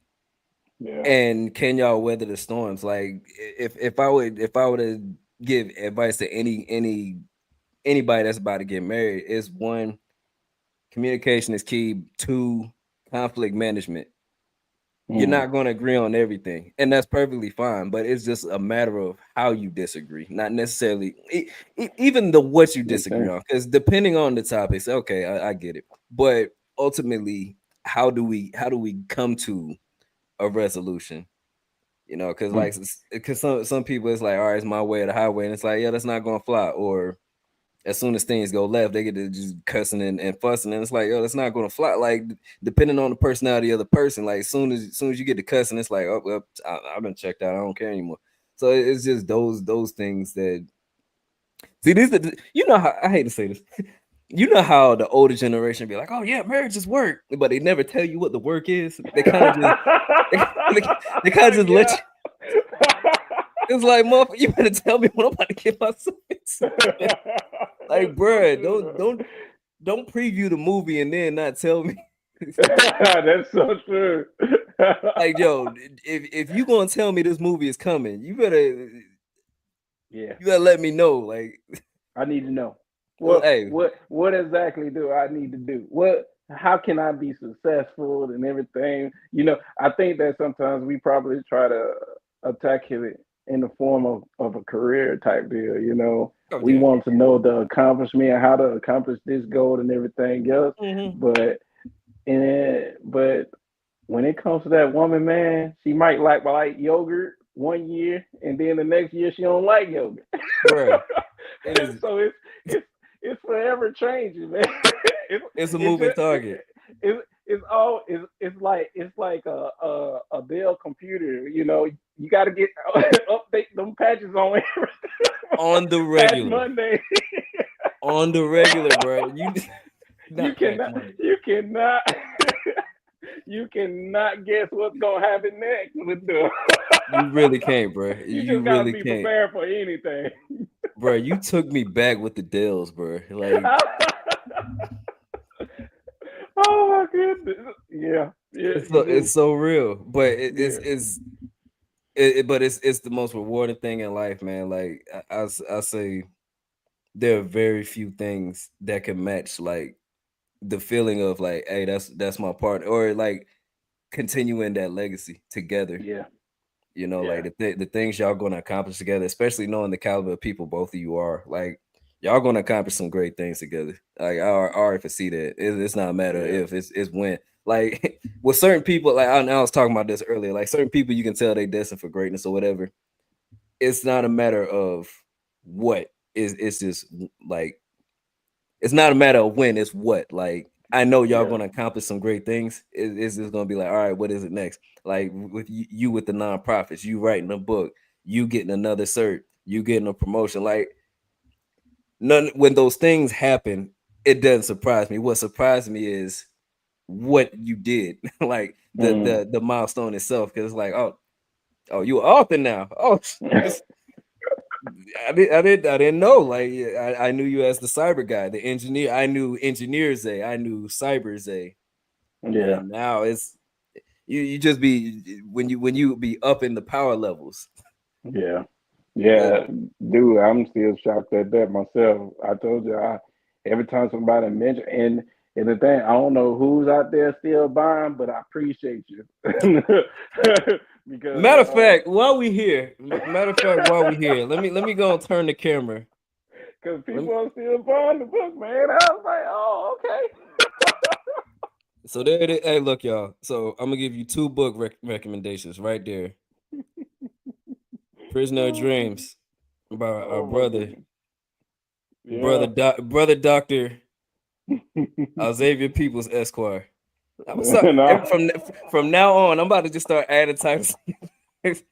Brother Dr. Esquire Reverend. Yeah. You know, and the funny thing about it is I don't even introduce myself as any of those titles. You Man, know, you better. they Hey, said I need to start putting in my 30-second spiel, but I don't know. man, you better tell them to put some respect on your name. Okay, y'all better understand who you dealing with out the gate. But part two, second book recommendation, It Takes Heart by Lieutenant Colonel Henry Sims, who also is in the chat. So salute to you, the man who gave me an Yeah, opportunity on his podcast, Sensation Nation. I watch him actually.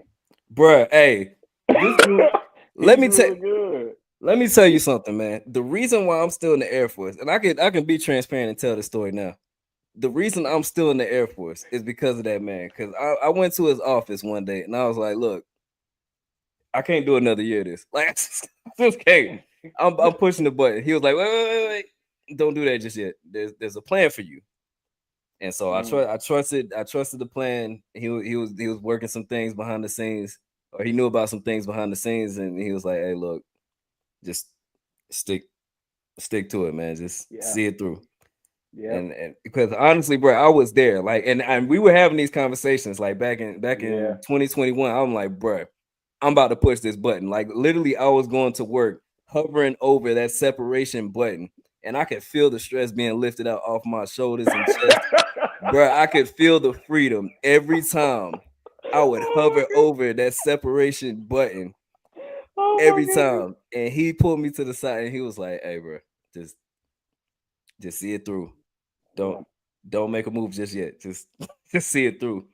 So every promotion ceremony, I'm gonna shout that man out, because if it wasn't for there are people along the way, you know, because we don't get to where we're at on our own. Like, there are people along the way that help us. Like you always talk about being the rung on the ladder. Like, Colonel Sims is definitely one of the rungs on my ladder that helped me get to that next level. Because if he wasn't in the picture, yeah, you're definitely talking to Mr. Ward versus Major Ward right now. So.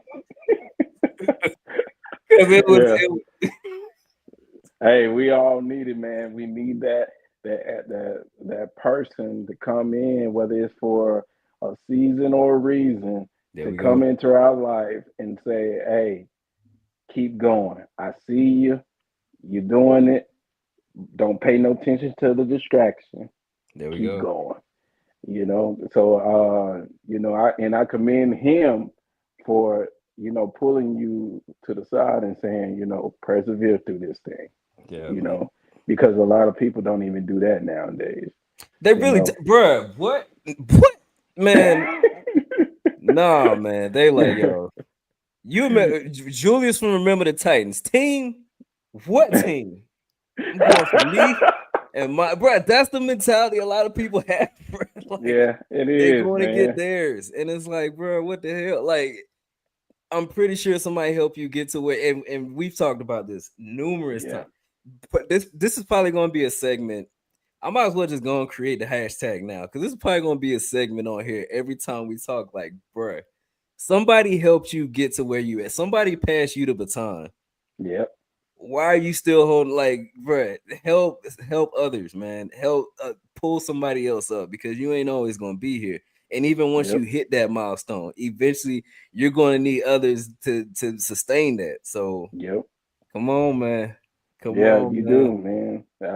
Like, it's all about, to me, you know, when it's all said and done, I want people to be able to say, because of Al Xavier Peoples, I ... That's what it's all about. Is absolutely, you know, I can accomplish a whole lot of things, but what good is it if I haven't done for others? It doesn't make any sense.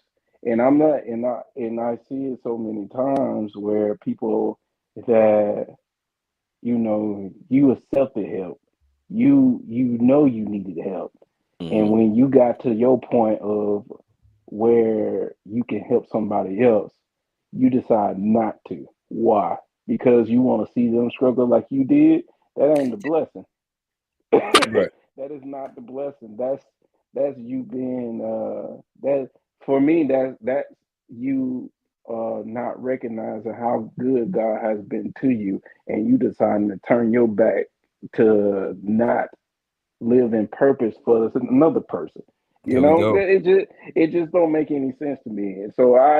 And that's why I even created the nonprofit. Is that nonprofit is a reminder to myself to not uh to not forget where you come from, and not to forget that you're standing on the shoulders of people that prayed for you There we along the go. way. So There you we go. never want to forget that foundation of things. No matter how high you go, no matter what you accomplish, no matter who's around, what environment you're around, the people that are around you, you should never forget that it took a lot of help to get you where you are. Exactly. So so I would never understand that from people when they don't help, and when people become selfish, uh, to that aspect of it, and I just don't get it. And then at the end of the day, and but you out there talking about how God is good to you and everything else, but you don't want to implement them principles Mm-mm. in No, life. You know what I'm saying? no. Like to me, that's people that the Bible said they're like empty wagons. All they do is talk, talk, talk, but they are not filled with the substance. D- So d- so stay right there. Stay right there. No, no, we are not going skedaddle. No, right there. The right substance. there. The substance. The Yeah, substance. yeah. You you could go to church every day, and you can go to church every day, be there faithfully, but until you apply those principles to life, you ain't learned nothing. Dog, You just checking the box. dog, learning is half the battle, man. Is Yeah, it is. when you know better, you do better, man. There's the learning, and then that's the application. Yeah, it is. It is. It really is. But yeah, that substance matter, Just and that's why people, or you hear a preacher or somebody say, judge people by their fruit, not by their acts. there we go. Yeah, There we go. yeah, yep. So I'm gonna always be supportive. If there's anything I can do, I'm just always try my best to show up for people. You do a great job of that, good sir. You do a Oh, great job, and that's and this is why you are blessed the way that you are, man. Because like the way you show up for others, being on the sidelines watching it. Because like, of course, being all the way out here in Germany, I see it. I see, but it makes people want to help you even more. yeah, Like, there's a reason why you get yeses. Like, there's a reason why people say yes to you, man, because they see you out there, they see the fruit, they see the yeah, substance, man. Like there are a lot of people that are out here just talking it, and you out here doing it at a high mm. level, not even just because you know how people say, "Oh yeah, I see you little now, you little, you my what little." Yeah. I Let seen you me on your little show last night. uh hold on. Let me sit up right quick. Little Yeah, yeah. bro, The what? hate just coming out of their voice at that point. And tell me how you really feel. So, That's Yeah, I agree. I'd rather for you to tell me how you really feel than to try to, yeah. trying to mask it, trying to mask it Right. as support. Oh yeah, you doing great with your little nonprofit. All right, Yeah, all right, yeah. but I, I, no, I see I see you looking at it, but you still ain't supporting it though. Yeah, like, bro, I what are we get it. doing here? Yeah. So What are we hey, doing here? I have learned, man. Just take it as a compliment and just keep it moving. Yeah, That you're gonna have fans, and you're gonna have staff and people and players. And if we're talking about football terms, you're gonna have the fans that's out there that's always watching, that's gonna be cheering you on one day, and then you start doing something happens, and then they booing you. But then you got your staff, or you got your football team that's going to support you regardless in everything. You just the coach. You got to lead the team to victory. That's it. That's it. That's all you can do. Yeah, That's all you that's can it. do, man.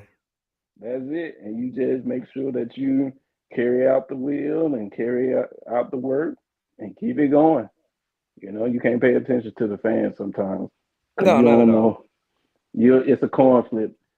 What T.I. said, if you live by the claps, you would die by the boos.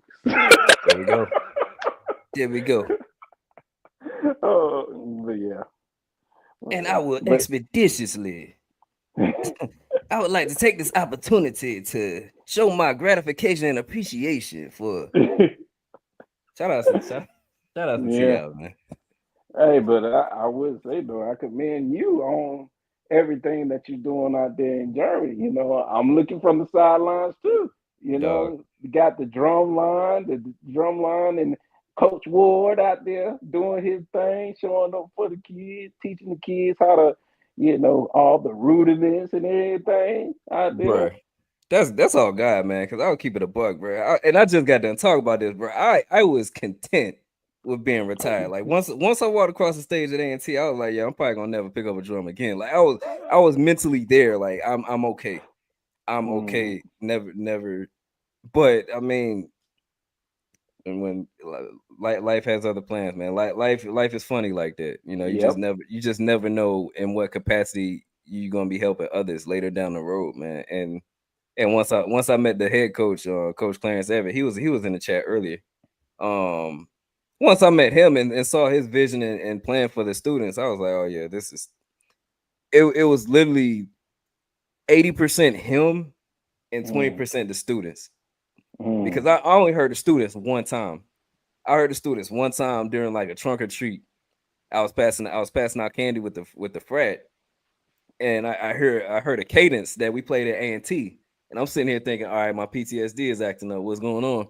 Because I don't see no drum line out here. Like next you thing you think know, you're imagining the whole thing, like, oh, dog, run my disability percentage up right now. I am wilding. Like run the numbers up. I'm tripping. oh my goodness. I'm tripping. One too many car accidents. No, but on a serious note, like it was. But on a serious note, Oh my I goodness. heard them play with an A&T cadence, and I was like, okay, so they got particular because like I saw them like they marched. I heard them before I saw them, and then when they Mm, turned the corner, then I was like, oh snap, okay, look at those. At the time, I'm sitting there thinking like, look at those German students playing show style, but then come right. to find out like this, it's all like American students whose parents work on the base and whatnot. Mm, So it was 20% the students and hearing what they were capable of, but 80% the head coach and his vision and everything he stood for. But mm, bruh, that man, that's all God, because I think I needed them more than they needed me, if I'm being mm, real. Cause like it was at that point and when at the job where it's like I'm unfulfilled. Um it's like getting signed to a team, but they don't play you like that. yeah. Like what you're actually good at, they don't even use you for that. Mm, So just being in that situation, just needing a release or needing to feel like I'm doing something. I'm doing something productive out here. Because each assignment is going to bring something different, right. whether it's the mission, whether it's the people, and it may just be the extracurricular things, the Mm, volunteer work. Each assignment brings something new, and for this one, for sure, it was being married, learning to be a husband, and also being a coach that made this particular assignment worthwhile. So mm, yeah, man, like they they said they saved me more than I saved them. yeah. Oh, that's good, man. You was their missing piece, and you were their missing piece, and they were your missing piece at the moment. To get you Absolutely. through this. Because But boy, yeah, I would say though, they sound pretty good over there, and they doing work. They putting their work in, and I was like, every time I see you, I don't know, bro. It just seems like every time I see you play the snare, you just in your happy zone. bro. It's like you escape from the world. Like you're like I got nine problems, but yeah, I'll worry about that tomorrow. There we go.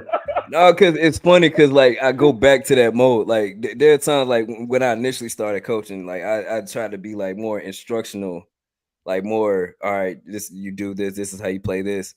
But then it got to a point where it's like, all right, now I'm filling in for the students. All right, now I gotta show them how it's done. Like everything that I taught you, like showmanship, playing ability, things like that. Now I have to demonstrate it. So if I Yep. go out there and don't demonstrate the things that I taught them, then I look crazy. But Yep. also, I hate because you were in the band, so you know this. Like there are times where you just it's second nature. Like some of that stuff Mhm. is just, especially a majority. It's like some of the cadences are the exact same from A&T. There's some variation of what we played at A&T. So the challenge for me is not doing it the A&T way, but doing it the SLD way, the Stuttgart Legacy Drumline way, because Yeah. it's so easy to slip back into A&T mode. So Uh-oh. that's the challenge. But yes, you are spot on. Yes, there are times where they will take certain action shots, and you see me in peak in Not Pete. in in peak cold steel mode, and it's like, Not bro, Cold Steel, Mo. they the peak they I, I thought that Mike Ward was still in cat. bruh, he needs to stay there. He needs to stay there. But once again, I show them cold steel, and also I'm cold steel. So there we go. Bars for y'all. Clip that.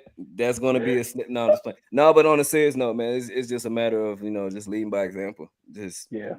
Just because I don't know who's gonna who knows, man. My influence may lead to one of them going to an HBCU and Yeah. or even going to doing like DCI or something like that. So Yeah, you that, never know, man.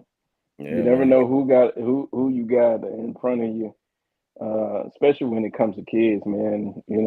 They're taught that they can be anything they want, and some of the kids really believe that. So you really Dog. don't know what that you pulling them to the side, helping them out, understanding what how to stroke the snare and all that stuff. You really don't know what's gonna lead to it. So, and then Bro, at the end of the day, if they get on the BET Awards or something, they're gonna be like, "I appreciate you, Major Ward, for helping me out and doing all that." You never know. Oh, I said right. you And it's major. Yeah, you major. for now, yes. But no, Wait, bo- wait. You said for now, yes? yeah. Uh-oh. Oh Uh-oh. yeah. Oh yeah. The board is this year. Board is in November. Uh-oh. Uh-oh. Come on Yeah. now. So hey, look here. So April of next year or May of next year, we may be having a whole nother conversation. Uh-oh. Then you're gonna be I'm sorry, Mr. Peebles, I can't talk to you the regular no more. You Dog, gotta talk to me different now.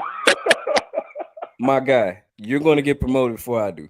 Like, if anything, I have to be like, man, look, man, Reverend Doctor, say, Reverend Doctor Motivational Zay Esquire. I am not worthy. I'm not. Whatever. I'm not worthy. Hey, I am the oldest of these temptations. Ain't nobody coming to see me. They Not the coming to. oldest. I'm just- That's crazy. ain't nobody coming to see you, Otis. Ain't nobody coming to see you, Otis. You wish you can work it like me. Oh my goodness, that's funny. No, what made it even more hilarious when I found out he improvised that line, bro. If you really think about a lot of the best lines in these movies, be Improvise. once again, hey, running that no huddle. Yep, that's it. I didn't realize that when I heard that Denzel Washington came up with that King Kong line, and Mm-hmm. that was improvised. I was Mm-hmm. like, what? I was like, yeah, they was like, yeah, he came on set and he was in that mode, you know. Yeah. So we didn't know what he was gonna say. And then when he said it, he was like, I hope you got that. Yes, sir. Cause you Yes. ain't gonna get it like that no more. One and done. That was Oh it. my goodness. That was acting right there. Because I tell you what, I guarantee. He always guaranteeing something. Shout out to Denzel. Shout Yeah, out to shout out to Denzel, man. him. Oh, did you get a chance to watch Sinners? Bruh, come on.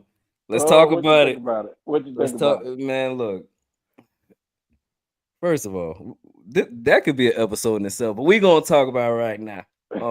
Sinners. So I will say, going into it, knowing that it was a vampire movie, the buildup was absolutely insane. Like I was Yeah. in that movie theater thinking, all right, man, I'm waiting for somebody to get attacked. Like the buildup, but it was worth it. Like it paid off. It Mm-hmm. paid dividends. But the buildup, I'm like, yo, where's the action at? Come on, man. Like, let's get let's get to the action. Let's get to the slaying. Let's get to the killing. Like, come on, let's go. But Mm-hmm. he almost made you forget. He shot the movie so well that he almost made you forget that it was a vampire movie Mm-hmm. within like Yeah. the first hour and some change.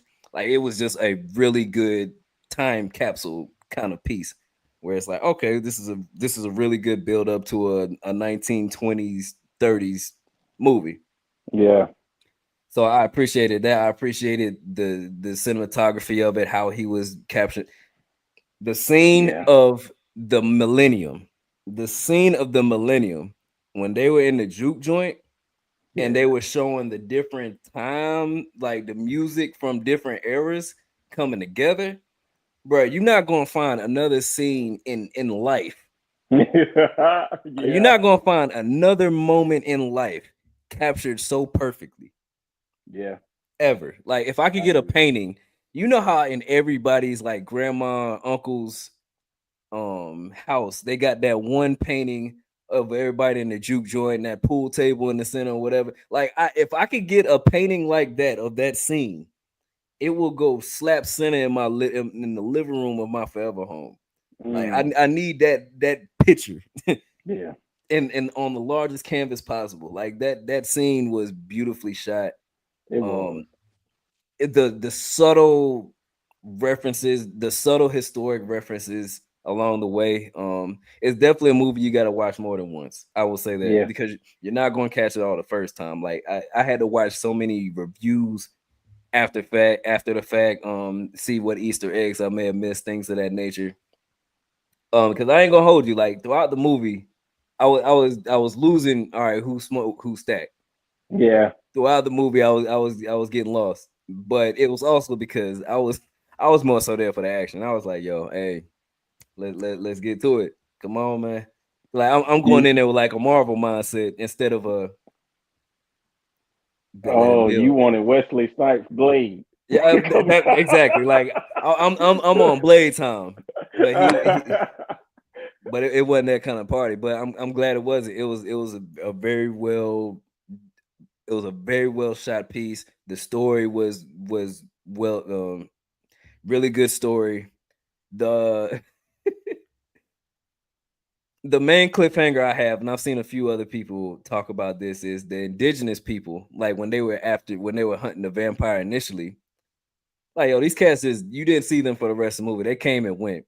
And Mm. I was joking with my wife, like, yo, if I ever have the opportunity to shoot a movie, it's gonna be nothing but cliffhangers. Like they're gonna think it's one movie, and it's just gonna be random scenes thrown together. And it's like, and the whole time, like you're gonna be expecting them to come back, you're gonna expect it to pay off, but it never does.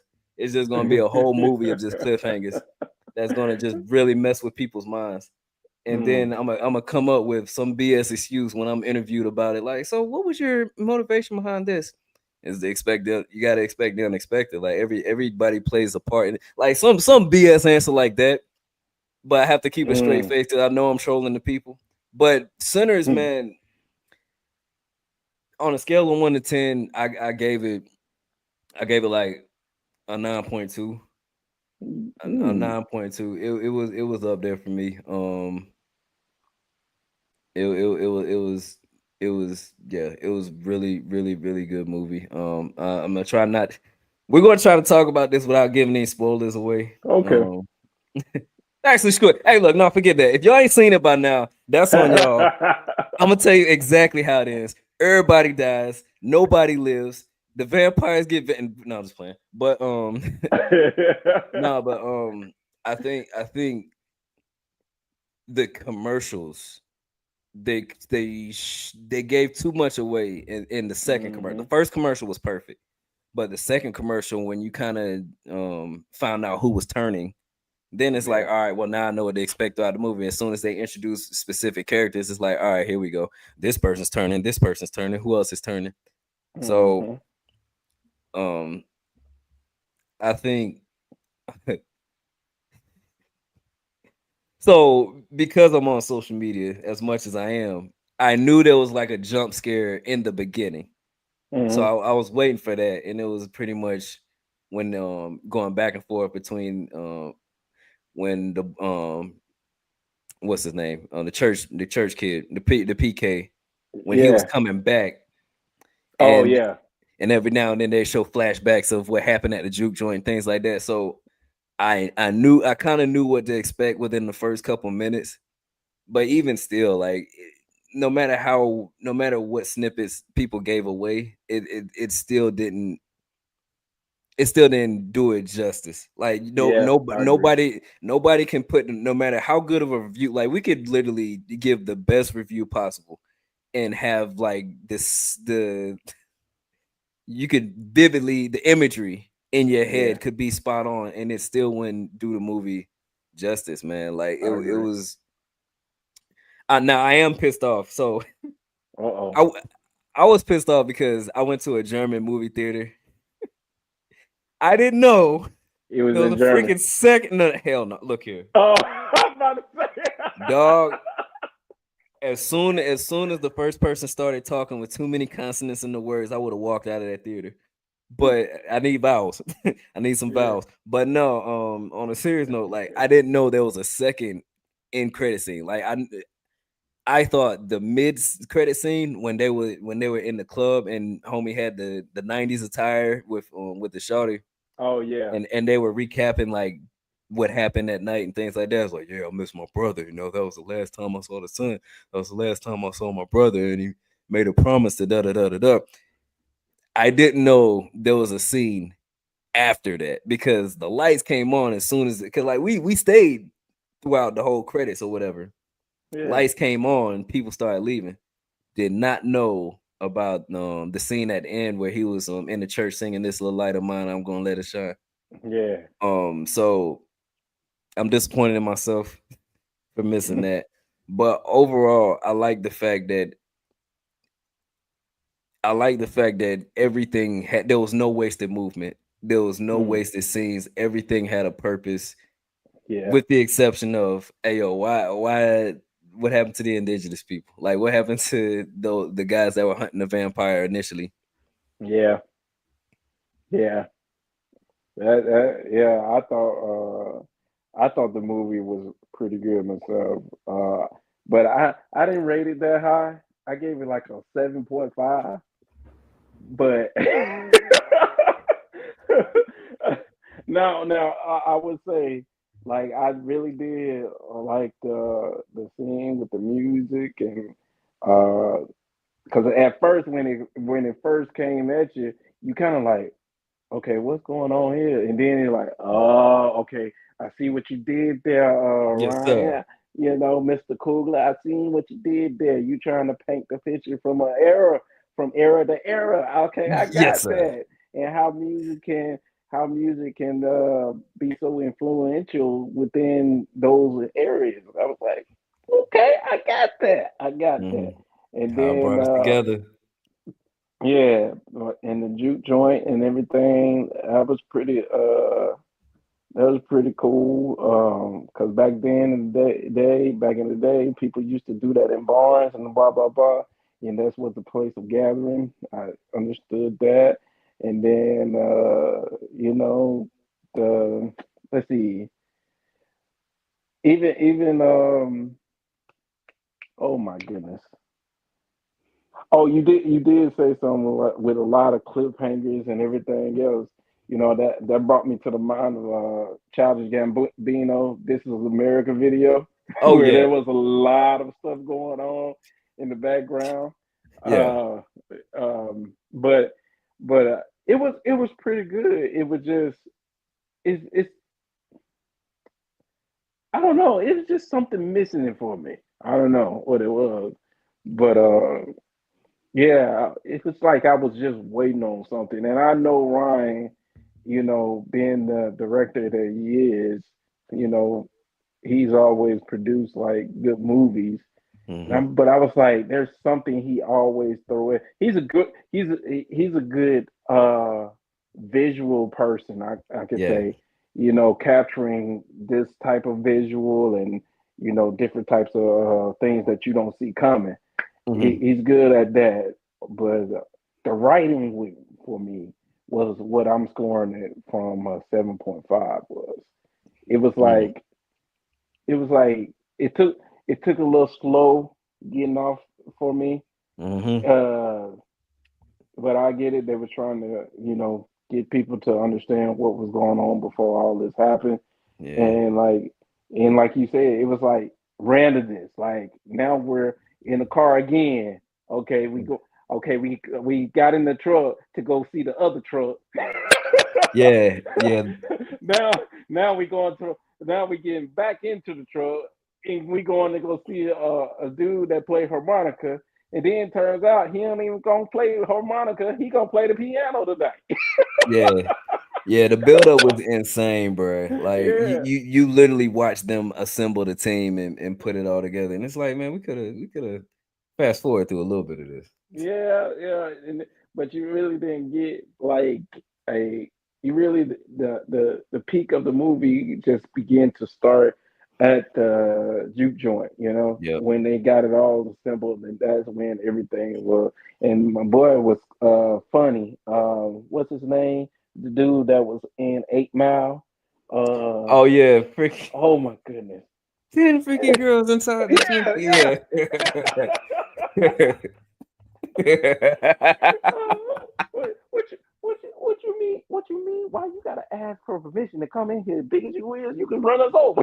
Exactly. No, it was funny, but yeah, I just gave it a 7.5. He And, had a and lot what of. what what agenda is that? To get along with one another.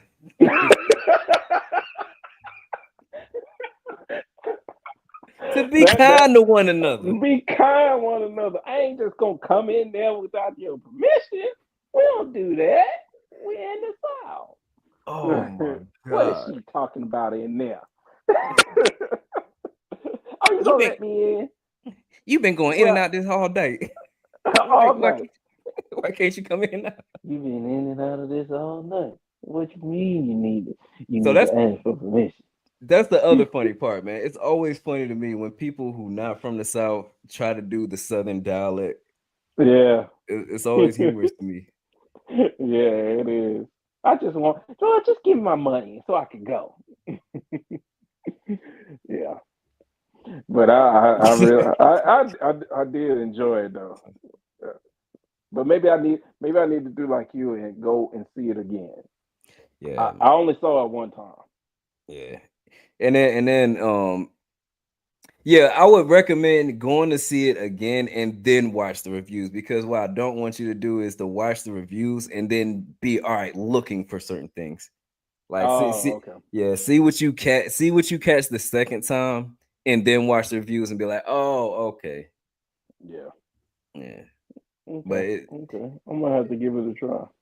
absolutely, man. I think, because let's be real, man. When it comes to vampire movies, man, our coach ain't really always down for that kind of stuff, man. Like, that's always been an other people kind of thing. But Yeah. for him to mix in, to blend in so many different cultures into this one vampire movie, because it wasn't just black people, it was like a Nah. little bit of everybody. It was literally a Yeah, it melting was. pot. Granted, majority of the main characters and whatnot were black, but a lot of the plots and Easter eggs involved different cultures. So that was Yeah, dope to see. yeah. I would give it to Ryan though. He did a good job shooting the video though. I mean the movie. Absolutely. It was spot on good, and he always do that. You know, Always. I just can't wait to see this. I think he's supposed to be coming out with the next Black Panther movie. Yes, sir. Yeah, Yes, sir. and I think they're working on another Creed too. So Yeah. yeah, but Hey, he's always doing good. I ain't gonna lie, man. I don't know where I'm interested to see what he does with the Creed series because at this point, it's kind of like you almost run that run that towel dry, man. Like No, he's trying to have as many as Rockies out there. dog. But If anybody could do it, it's him. I know this next one. The next one, the Creed, whoever it's gonna be, they gotta lose. Yeah. Yeah. Yeah. Yeah. They gotta lose. Gotta And lose, man. then the Creed 5 gotta be the redemption. There we go. That's it. And it gotta be bad, so it gotta be it gotta be like memorable. Yeah. World star caliber ass whooping. Yeah. Yeah, I agree with but I think it's time for him because even then when he did the latest Creed, you Mhm. know, you can see the green screen while they was in the ring, you Yeah. know, which is I understand what he was trying to do, but the green screen in the ring, you know, symbolizing the bars and all that kind of stuff. I can Mm-hmm. understand that, but even then, you know, it was still like different shots, and you could tell he is growing as a director. You know, from Yes. the shots he was doing, the Michael B. Jordan's getting behind it, taking his anime experience, and you know, having those exact moments within Creed and everything, you could tell like they're growing as a team. Like he's Yes. getting better as an actor, and Ryan is getting better as a director. You could different. You could tell that they're willing to play a little bit from the type of visuals they want. So Mm-hmm. it's going pretty good, and they've been together for a while now. So Dog, that's the new Shaq and Kobe, man. That's the new. Well, I shouldn't even say Shaq and Kobe. That's the new. Um, who's a good producer rapper duo? uh that's like Dr. Dre and Snoop or Dr. Dre There and we go. Tupac. Let's see. There we go. DJ Khaled and anybody. Another one. Another one. Another one. I Dog, this don't book. I don't like to lose weight, but I lose it. Right. This fool. All right. So speaking of DJ Khaled, this fool, he did a Yep, I've you, seen. you are I already know what you're talking about. Him running next to the guy that did the little morning routine thing. That's what I was saying. That he did an interview with him talking about him losing weight. He was like, "Yeah, I don't like to lose weight because all I do is win." I was like, "What?" I was like, "What?" Hey man, this dude has mastered the art. Yeah, He's mastered the art of staying relevant. No yeah, matter what he does, yeah, he's going to find he's mastered the art of relevancy, and I yeah, salute him for that. yeah. So I agree with that.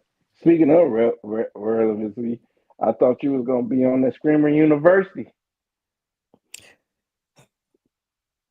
So I'm gonna say this, man.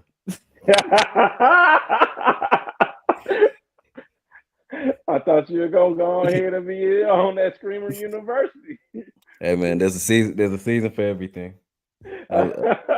I'll leave it. I'll leave it at that. Oh, There's a season for everything.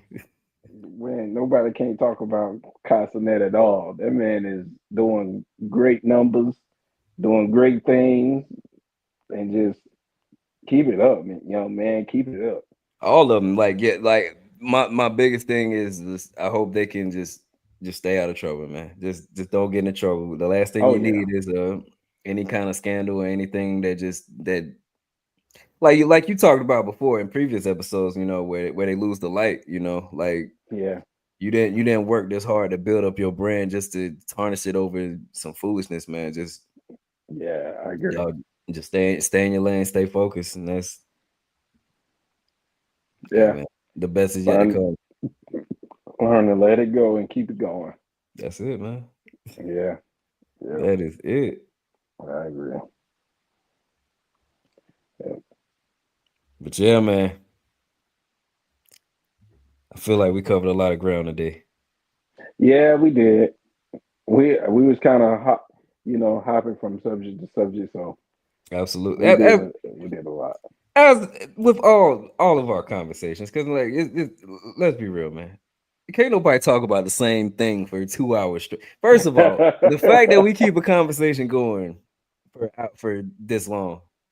Yeah, For those at home, if you think it's easy, go in your room, turn the camera on, and just talk.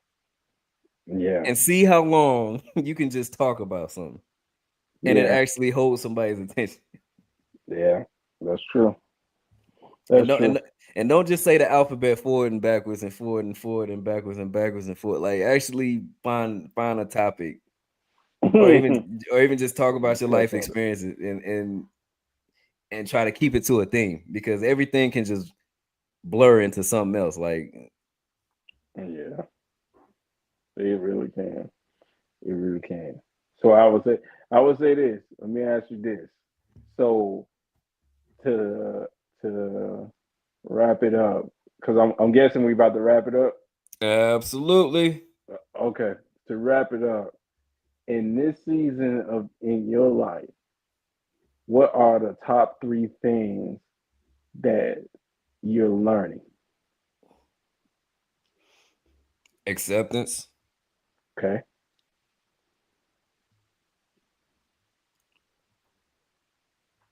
open-mindedness, Mm,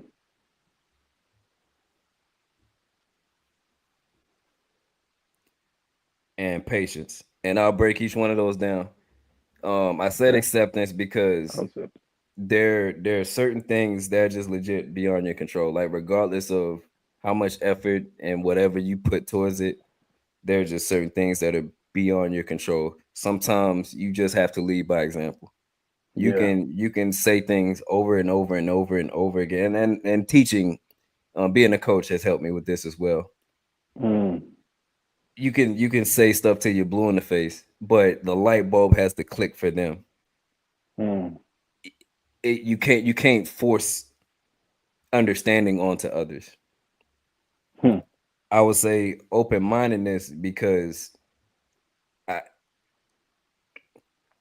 in order to help the light, in order to assist with the light bulb going off for others, you have to understand their point of view and where they're coming from. mm. In order for me to meet you halfway, I got to know where you at. Yeah, that's You true. know, Wow, I so like that.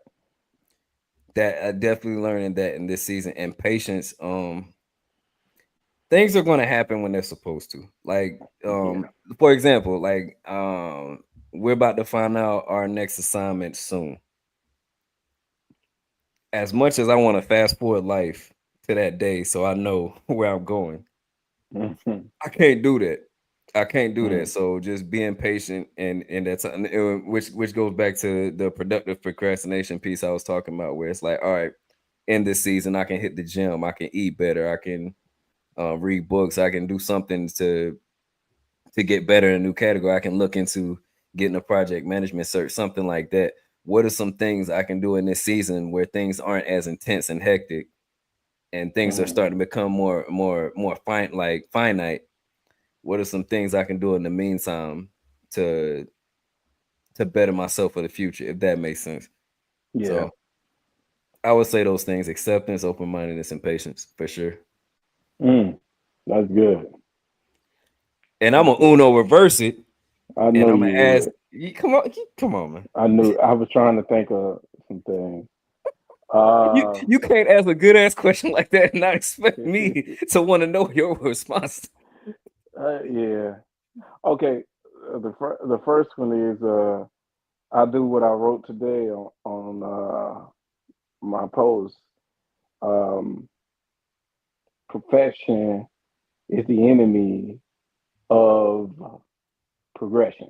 There we go. Okay, that would be my first one.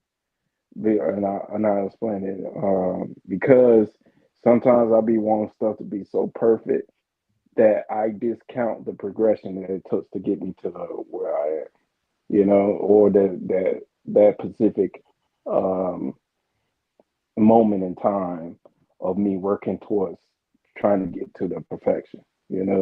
So I really like almost give up on something because it's not perfect. Yeah. So now I'm learning that it's not about the perfection; it's about progress. You'll eventually get there. There we So go. don't shut yourself down from that. And I would say leading from behind would be my next one. Is because I know that leadership is within me, and I could tell um, how I mentor people and how I get them interacting with the team, with our team, and but I'm not serving as that lead. I'm not technically in the leadership role. So what I have to do is make sure that I'm leading from behind and making sure that everything is getting done behind the scenes. So when stuff come to the forefront, uh, people will already know what to do, and I'll still get my credit because they let the people that is aware of my leadership role but behind the closed doors understand that all the work is being done before it even get to the forefront, and that allows the leader to make better decisions based off of what is presented to them. So that was one of the deal, and it took me a while to understand that sometimes can't help be you can't be you can't help you might not be in the title of leadership, but you still have to be able to lead from behind. So titles what matter. Sometimes title matters, and other times you got to work before you get the title. So There we go. Yeah. and my last one, I would say patience too, because of course I was in the classroom as a teacher this semester, and and being a college professor, it's a whole lot different on the other side of the desk. 1,000%. 1,000%, man. you know, and then I have to be patient with myself because this was the first time I'm teaching uh, software engineering to students, and I had to really dig deep and teach them things that they're going to use later on in life when they graduate, and also being that ladder for them to where they want to get into the engineering world, and they want to ask questions about the type of workforce and everything that they're going to be involved. So having the patience to work all day and then go there and still have the energy and temperament to be patient with them and let them get their questions out, let them teach it in a way that they have to understand it. And I want them to get it. So I had to really be. There were a couple times where I had to, reel myself back in and realize that it's not about the. it's, it realized it's not about the finish line. It's about the journey to get there. There And we I go. had to really, really, really, really get it to where I didn't want them to leave the class and they forget everything as soon as they hit the summer, or as soon as they leave the school for the summer. I wanted them to be able to, if they go into an interview, they can spit software engineering processes and requirements and all these things out like that. And some of them I can truly say they can. But you gonna have that one Mike Ward in there. I'm just playing with you. Come on, I'm just messing with you. I'm just Come messing with on, you. But nah, you man. gonna always have that one. And to be honest with you, I had to be really patient with him because as bad as I don't want to say this, I saw a little bit because he was a procrastinator Mhm. and he didn't value the classroom uh, as much as others, Mhm. but I saw a little bit of myself in there, you Yeah. know. And as bad as I wanted to pull the best out of him, um, I couldn't. But I can tell by the way he did certain assignments is there. He just needed to pull it out a little bit more. And let me ask you this too, because I didn't think about this until it hit this semester. Do you remember having Black History moments in the classroom when you was in college? Like I know they got like stuff that goes on, you know, everywhere else, but in the classroom, like, did you have hit on Black History moments that the teacher hit on Black History moments? Because I can't remember if I did. Well, we had a whole class on it. We had a whole class, if I remember correctly, because there was a UNST series where it was 4 classes that we all had to take, and it happened. It usually happened between your freshman and sophomore year. They Okay. definitely because of the Greensboro 4, they definitely Mm, hit on them. I do remember okay. them harping on the Greensboro 4, and I remember us having a whole class. I can't remember if it was African American experience or another one, but I do remember sitting in a class where they discussed like in detail a lot of Black history. But I once after my freshman and sophomore year, to answer your question, no, I don't recall, unless it was like a program that was happening like at the school. I don't remember Yeah. too many moments within the classroom because at that point you're in your major and you're learning specifics Yeah. about your concentration. So Yeah. I don't remember much of that happening past freshman and sophomore year. Yeah. I know we had I think it was called African American Studies, Hmm. that class, but I don't remember doing like Black History assignments and everything else within the class. But that's one of the things I was telling the class for Black History Month. I gave them a time and I said, hey, uh, find an uncommon hero um, for Black History Month that you look up to that is not often known. And Hmm. man, them kids took that assignment real serious. Now, what really surprised me the most was the foreigners, man.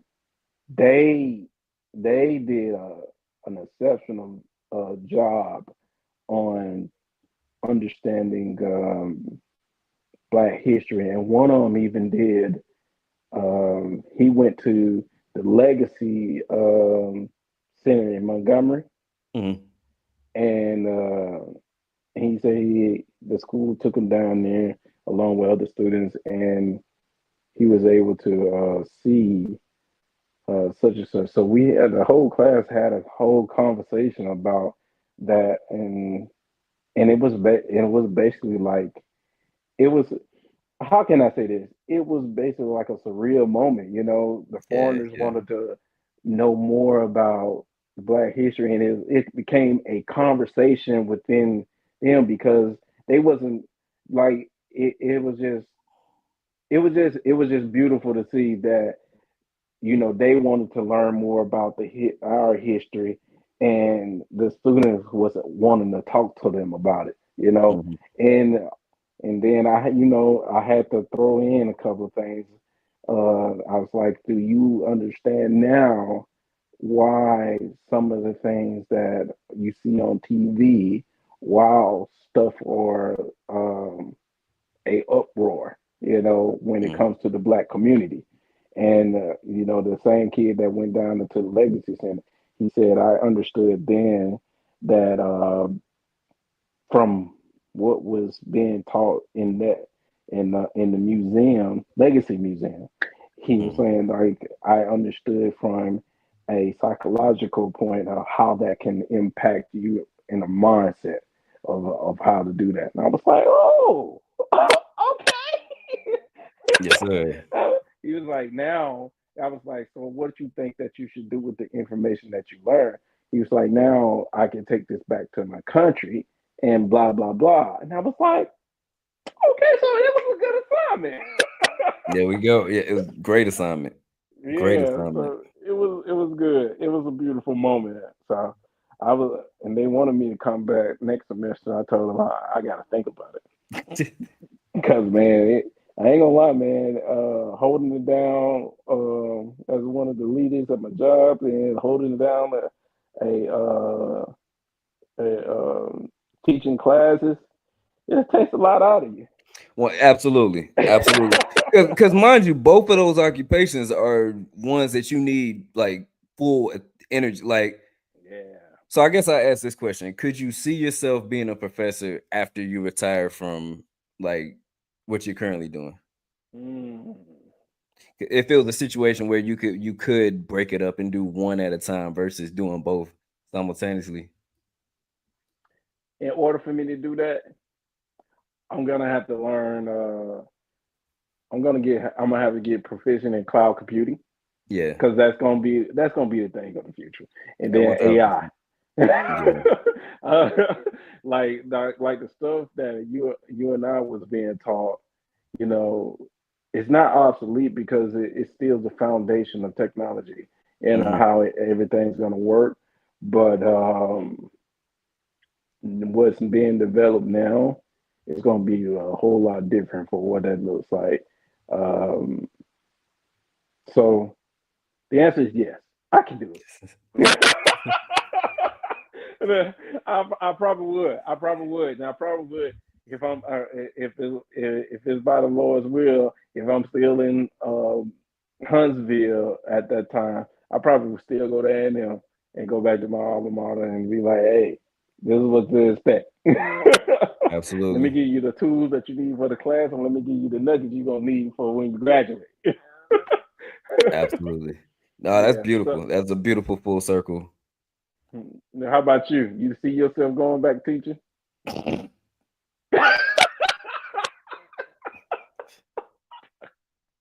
Oh my goodness. No, no, not at all. No. I guarantee. Watch you end up being the next ROTC. Exactly. Exactly. Because every time I say I'm not doing something, it always end up happening. You're Right. gonna end up being the new ROTC You know it. teacher. What? You Oh my know it. goodness. Just Like, just let me like show homie. y'all what for snappers I was Exactly. really done. I'm gonna be just Oh my like homie goodness. off different world. Hey, he was a math teacher too now. Hey, look at here. Look at here, look at here. Yeah. Oh my goodness. But yeah, man. Once again, Zay, as always, greatly. Hold up, I got cue the music. Because of course we gotta be official with this. As always, really Zay, lightening the people, dropping gems, And of course, before we leave, I gotta promote something. We gotta do some promoting. It's not like it if you don't. Come on, man. What would I be? I would not be the franchise player if I ain't promote something. So y'all see it right there. Prisoner of Dreams by brother Xavier Peoples on Amazon now. Look it up. You see it right there behind me. Also, while you're at it, while you're on Amazon, go get It Takes Heart by Lieutenant Colonel Henry Sims, aka Shooter. Let's get it. Zay, you got anything you want to say to the people before we head out? Before I hit them with the catchphrase. Just be great, do better, and do simple better. That's it. That's it. And of course, y'all know how I end these things, man. Y'all motivate me, so I gotta motivate y'all back. We keeping these positive vibes going. Hey, look, a lot of platforms may look like us, but not every platform can cook like us. Yep. Trusting the brothers is a must. We out. Zay, love you, man. Appreciate you, bro. Love you too, bro.